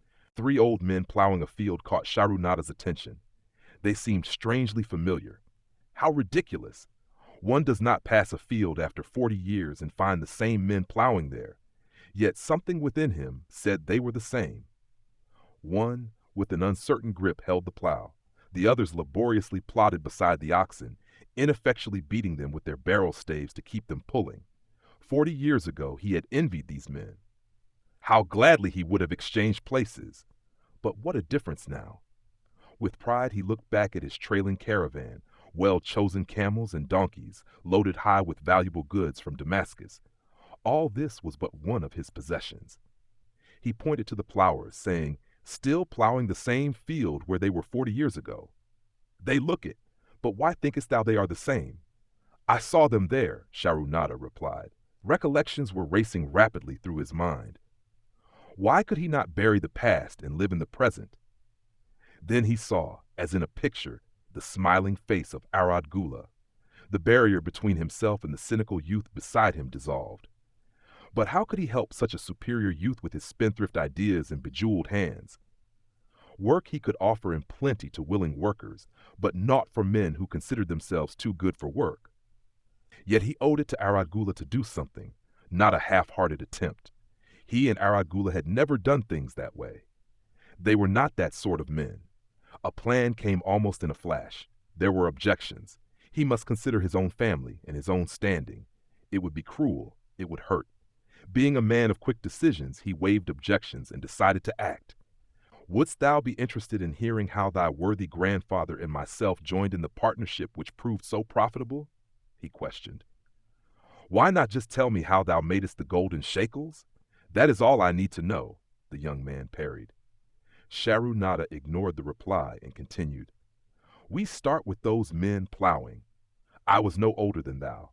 As the column of men in which I marched approached, good old Megiddo, the farmer, scoffed at the slipshod way in which they plowed. Megiddo was chained next to me. 'Look at the lazy fellows,' he protested. 'The plowholder makes no effort to plow deep, nor do the beaters keep the oxen in the furrow. How can they expect to raise a good crop with poor plowing?' 'Didst thou say Megiddo was chained to thee?' Hadan Gula asked in surprise. 'Yes, with bronze collars about our necks and a length of heavy chain between us. Next to him was Zabado, the sheep thief. I had known him in Harun. At the end was a man we called Pirate because he told us not his name. We judged him as a sailor, as he had entwined serpents tattooed upon his chest in sailor fashion. The column was made up thus so the men could walk in fours.' 'Thou wert chained as a slave?' Hadan Gula asked incredulously. 'Did not thy grandfather tell thee I was once a slave? He often spoke of thee, but never hinted of this.' 'He was a man thou couldst trust with innermost secrets. Thou, too, art a man I may trust. Am I not right?' Sharunada looked him squarely in the eye. 'Thou mayest rely upon my silence, but I am amazed. Tell me, how didst thou come to be a slave?' Sharunada shrugged his shoulders. 'Any man may find himself a slave. It was a gaming house and barley beer that brought me disaster. I was the victim of my brother's indiscretions. I was bonded to the widow by my father, desperate to keep my brother from being prosecuted under the law. When my father could not raise the silver to free me, she in anger sold me to the slave dealer.' 'What a shame and injustice!' Hadan Gula protested. 'But tell me, how didst thou regain freedom?' 'We shall come to that, but not yet. Let us continue my tale. As we passed, the plowers jeered at us. One did doff his ragged hat and bow low, calling out, 'Welcome to Babylon, guests of the king. He waits for thee on the city walls where the banquet is spread, mud bricks and onion soup.' With that they laughed uproariously. Pirate flew into a rage and cursed them roundly. 'What do those men mean by the king awaiting us on the walls?' I asked him. 'To the city walls ye march to carry bricks until the back breaks. Maybe they beat thee to death before it breaks. They won't beat me.' Then Megiddo spoke up. It doesn't make sense to me to talk of masters beating willing, hard-working slaves to death. Masters like good slaves and treat them well. Who wants to work hard, commented Zabato. Those plowers are wise fellows. They're not breaking their backs, just letting on as if they be. Thou can't get ahead by shirking, Megiddo protested. If thou plow a hectare, that's a good day's work, and any master knows it. But when thou plow only a half, that's shirking. I don't shirk. I like to work, and I like to do good work, for work is the best friend I've ever known. It has brought me all the good things I've had, my farm and cows and crops, everything. Yea, and where be these things now? Scoffed Zabato. I figure it pays better to be smart and get by without working. You watch Zabato. If we're sold to the walls, he'll be carrying the water bag or some easy job when thou, who like to work, will be breaking thy back carrying bricks. He laughed his silly laugh. Terror gripped me that night. I could not sleep. I crowded close to the guard rope, and when the others slept, I attracted the attention of Godoso, who was doing the first guard watch. He was one of those brigand Arabs, the sort of rogue who, if he robbed thee of thy purse, would think he must also cut thy throat. Tell me, Godoso, I whispered, when we get to Babylon, will we be sold to the walls? Why, I want to know, he questioned cautiously. Megiddo felt that we would soon part. When no buyers were near, he talked to me earnestly to impress upon me how valuable work would be to me in the future. Some men hate it. They make it their enemy. Better to treat it like a friend. Make thyself like it. Don't mind because it is hard. If thou thinkest about what a good house thou build, then who cares if the beams are heavy and it is far from the well to carry the water for the plaster? Promise me, boy, if thou get a master, work for him as hard as thou canst. If he does not appreciate all thou do, never mind. Remember, work, well done, does good to the man who does it. It makes him a better man. He stopped as a burly farmer came to the enclosure and looked at us critically. Megiddo asked about his farm and crops, soon convincing him that he would be a valuable man. After violent bargaining with the slave dealer, the farmer drew a fat purse from beneath his robe, and soon Megiddo had followed his new master out of sight. A few other men were sold during the morning. At noon, Godoso confided to me that the dealer was disgusted and would not stay over another night, but would take all who remained at sundown to the king's buyer. I was becoming desperate when a fat, good-natured man walked up to the wall and inquired if there was a baker among us. I approached him, saying, Why should a good baker like thyself seek another baker of inferior ways? Would it not be easier to teach a willing man like myself thy skilled ways? Look at me. I am young, strong, and like to work. Give me a chance, and I will do my best to earn gold and silver for thy purse. He was impressed by my willingness and began bargaining with the dealer, who had never noticed me since he had bought me, but now waxed eloquent on my abilities, good health, and good disposition. I felt like a fat ox being sold to a butcher. At last, much to my joy, the deal was closed. I followed my new master away, thinking I was the luckiest man in Babylon. My new home was much to my liking. Nananade, my master, taught me how to grind the barley in the stone bowl that stood in the courtyard, how to build the fire in the oven, and then how to grind very fine the sesame flour for the honey cakes. I had a couch in the shed where his grain was stored. The old slave housekeeper, Swasti, fed me well and was pleased at the way I helped her with the heavy tasks. Here was the chance I had longed for, to make myself valuable to my master, and I hoped to find a way to earn my freedom. I asked Nananide to show me how to knead the bread and to bake. This he did, much pleased at my willingness. Later, when I could do this well, I asked him to show me how to make the honey cakes, and soon I was doing all the baking. My master was glad to be idle, but Swasti shook her head in disapproval. No work to do is bad for any man, she declared. I felt it was time for me to think of a way by which I might start to earn coins to buy my freedom. As the baking was finished at noon, I thought Nananide would approve if I found profitable employment for the afternoons and might share my earnings with me. Then the thought came to me, why not bake more of the honey cakes and peddle them to hungry men upon the streets of the city? I presented my plan to Nananide this way: if I can use my afternoons after the baking is finished to earn for thee coins, would it be only fair for thee to share my earnings with me, that I might have money of my own to spend for those things which every man desires and needs? Fair enough, he admitted. When I told him of my plan to peddle our honey cakes, he was well pleased. Here is what we will do, he suggested. Thou sellest them at 2 for a penny, then half of the pennies will be mine to pay for the flour and the honey and the wood to bake them. Of the rest, I shall take half, and thou shalt keep half.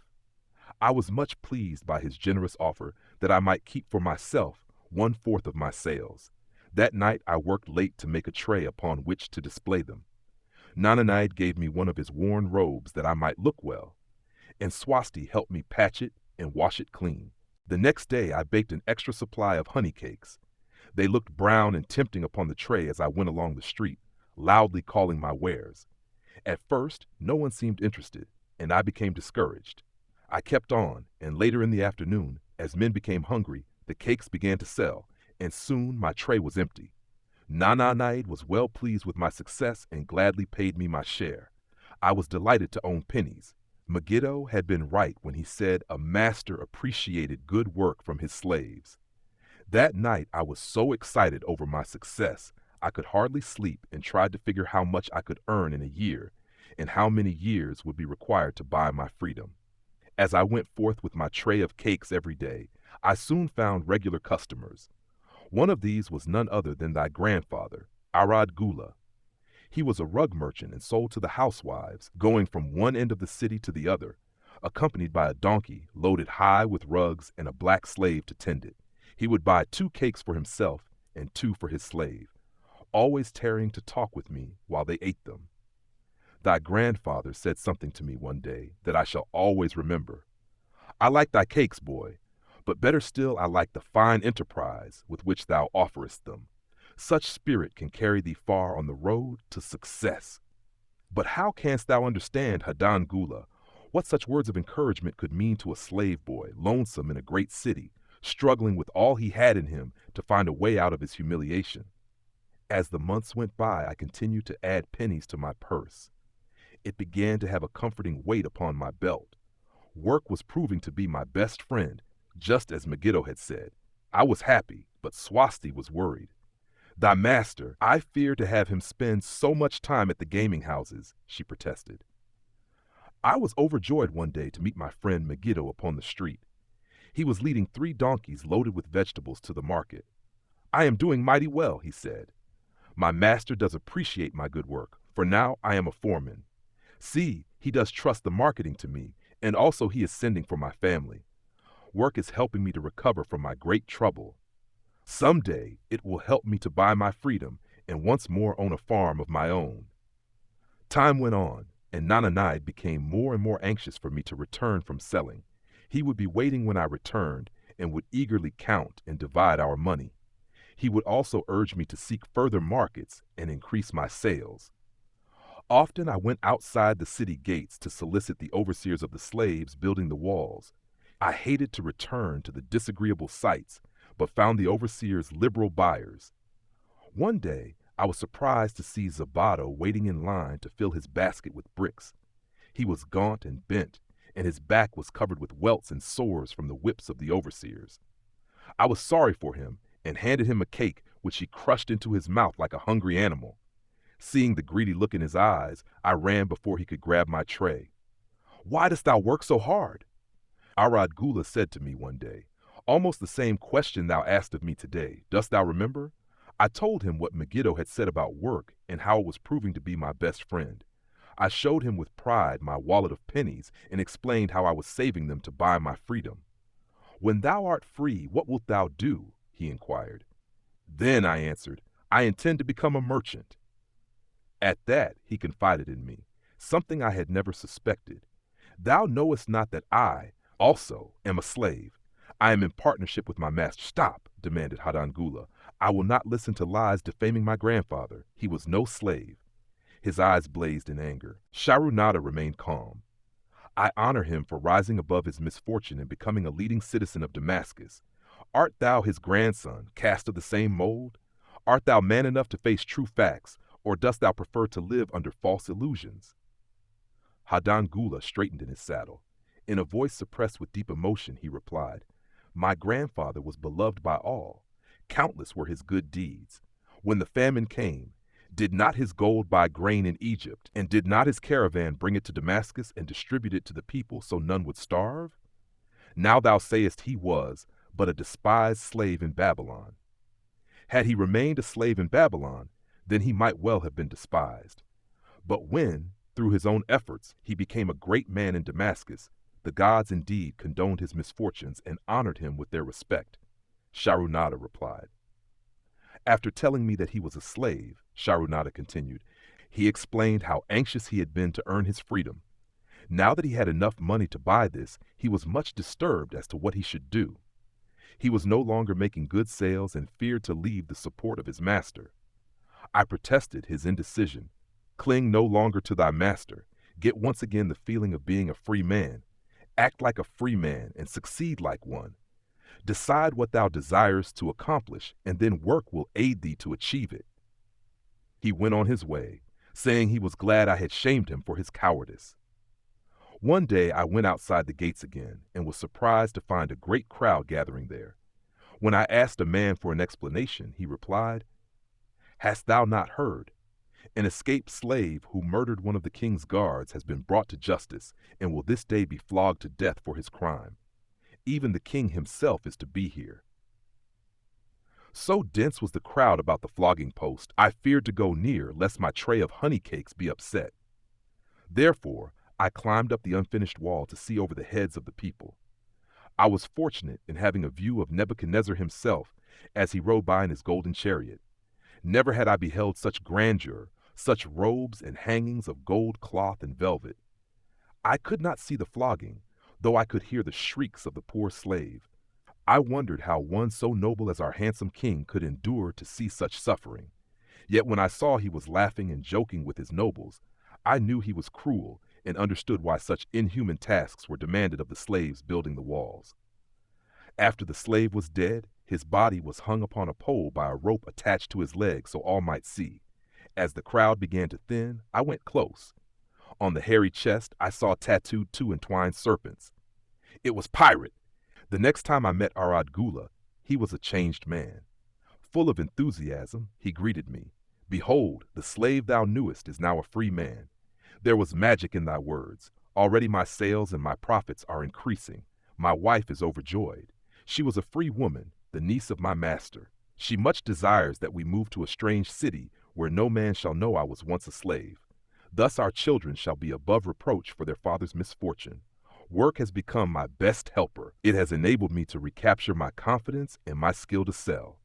I was overjoyed that I had been able, even in a small way, to repay him for the encouragement he had given me.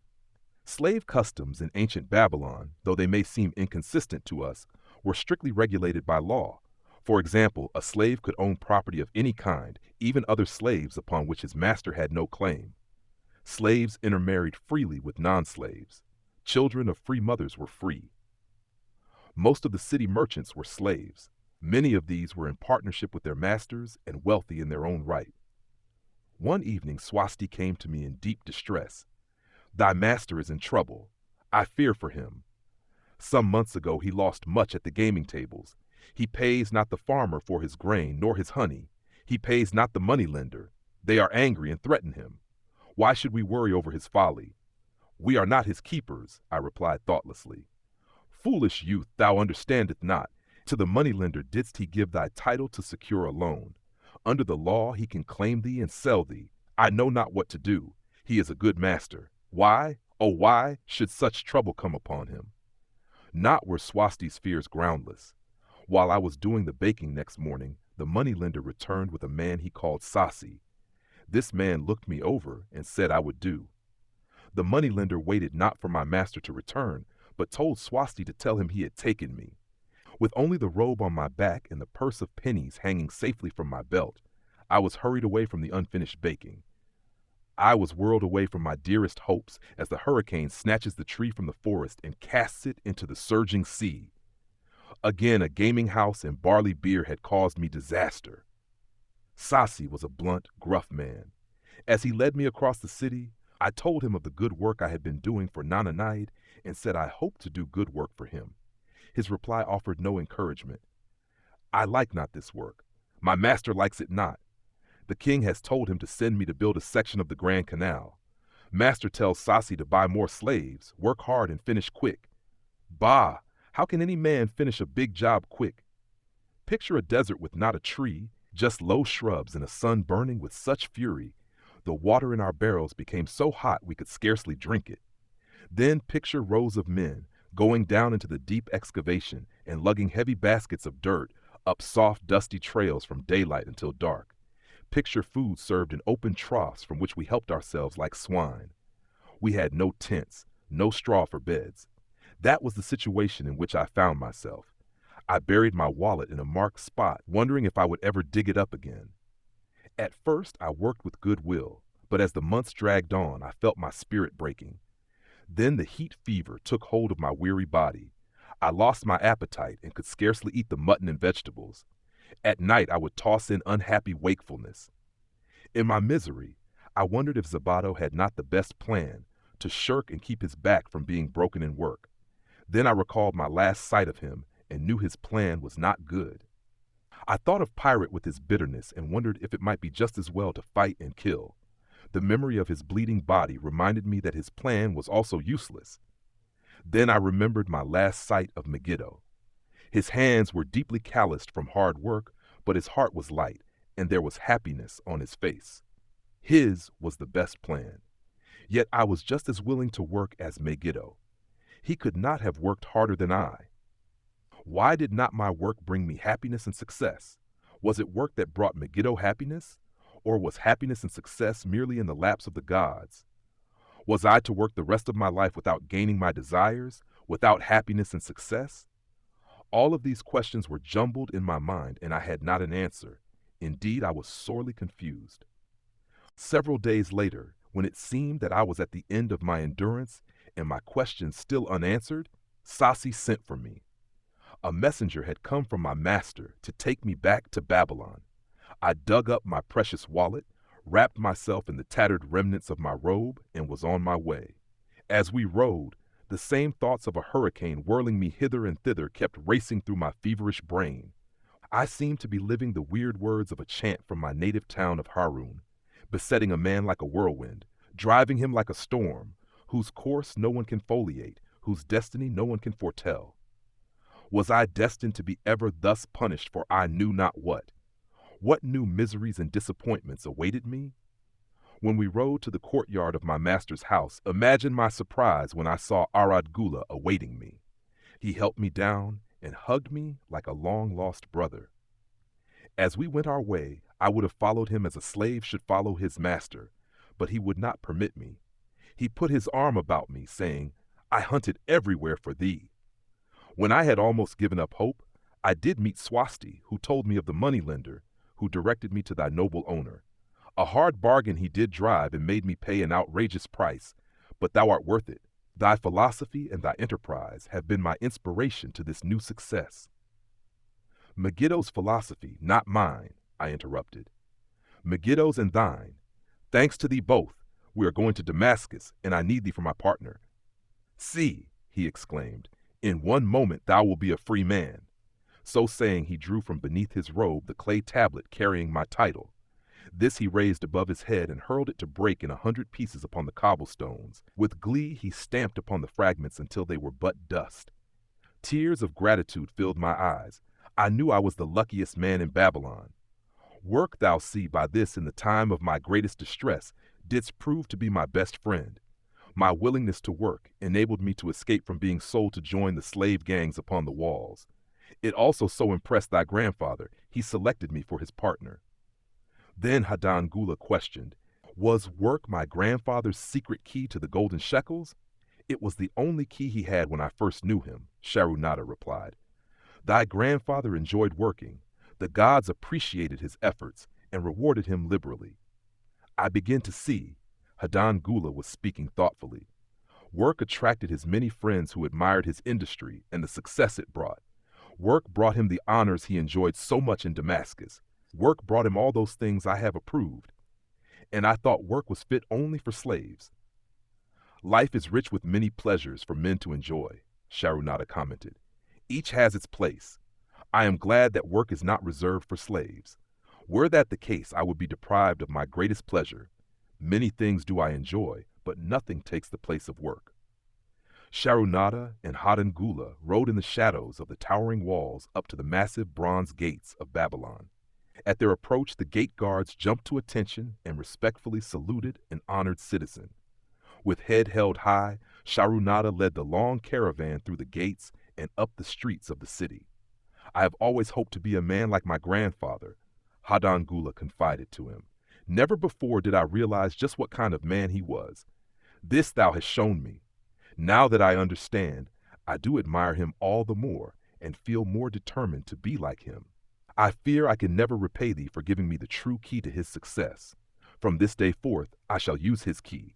I shall start humbly as he started, which befits my true station far better than jewels and fine robes. So saying, Hadangula pulled the jeweled baubles from his ears and the rings from his fingers. Then, reining his horse, he dropped back and rode with deep respect behind the leader of the caravan. Chapter 10. A Historical Sketch of Babylon. In the pages of history, there lives no city more glamorous than Babylon. Its very name conjures visions of wealth and splendor. Its treasures of gold and jewels were fabulous. One naturally pictures such a wealthy city as located in a suitable setting of tropical luxury, surrounded by rich natural resources of forests and mines. Such was not the case. It was located beside the Euphrates River in a flat, arid valley. It had no forests, no mines, not even stone for building.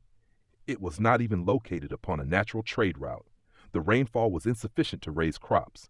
Babylon is an outstanding example of man's ability to achieve great objectives using whatever means are at his disposal.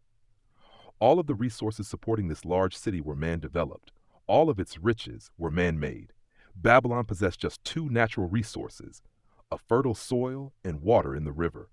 With one of the greatest engineering accomplishments of this or any other day, Babylonian engineers diverted the waters from the river by means of dams and immense irrigation canals.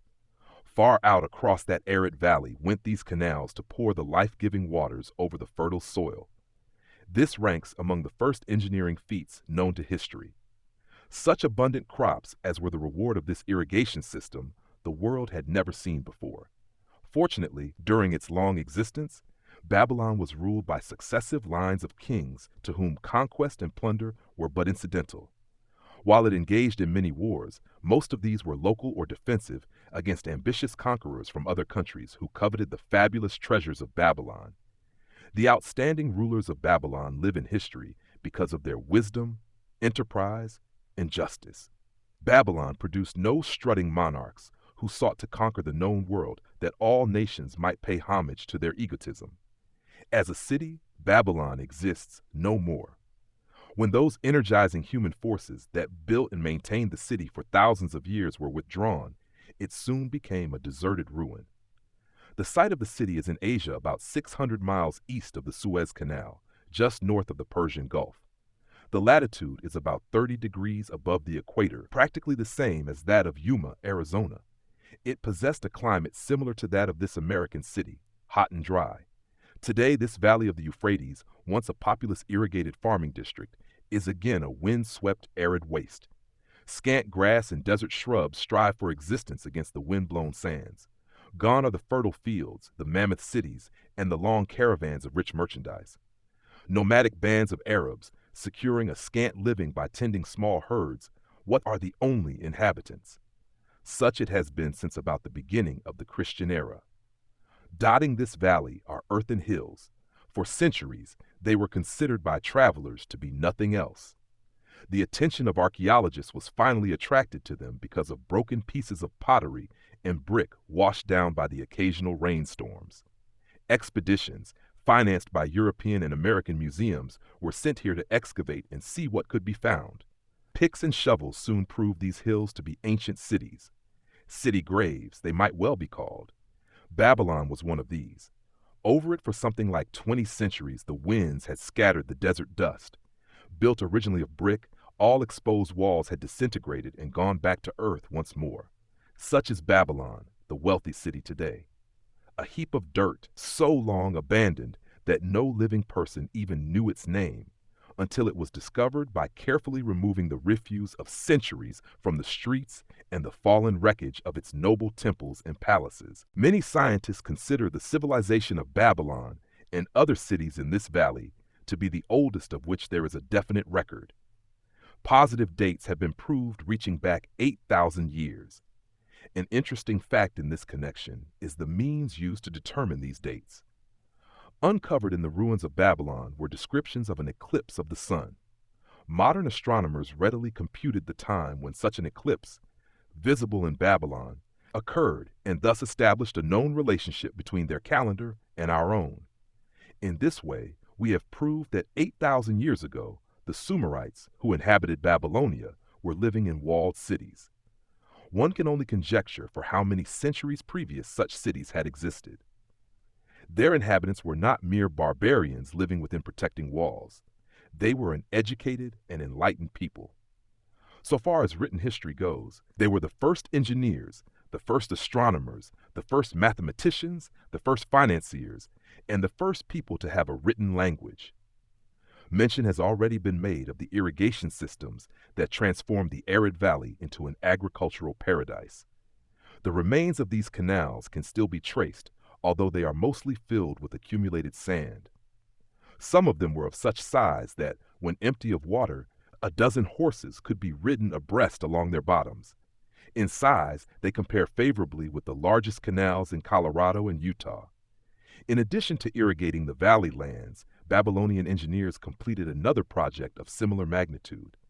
By means of an elaborate drainage system, they reclaimed an immense area of swampland at the mouths of the Euphrates and Tigris rivers and put this also under cultivation. Herodotus, the Greek traveler and historian, visited Babylon while it was in its prime and has given us the only known description by an outsider. His writings give a graphic description of the city and some of the unusual customs of its people.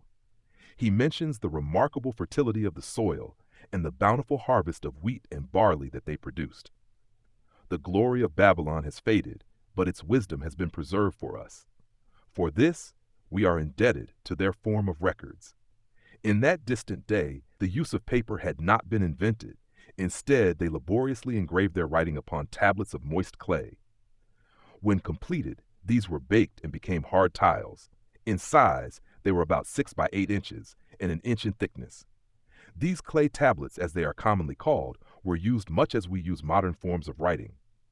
Upon them were engraved legends, poetry, history, transcriptions of royal decrees, the laws of the land, titles to property, promissory notes, and even letters that were dispatched by messengers to distant cities.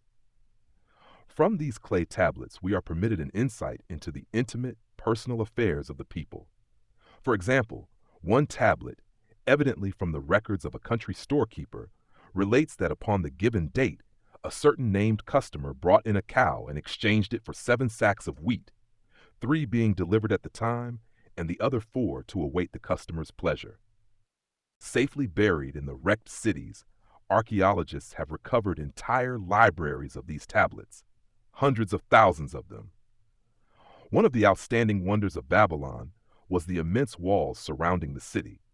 The ancients ranked them with the Great Pyramid of Egypt as belonging to the 7 wonders of the world. Queen Semiramis is credited with having erected the first walls during the early history of the city. Modern excavators have been unable to find any trace of the original walls, nor is their exact height known.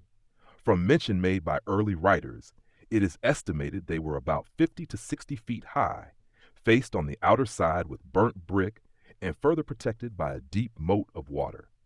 The later and more famous walls were started about 600 years before the time of Christ by King Nabopolassar.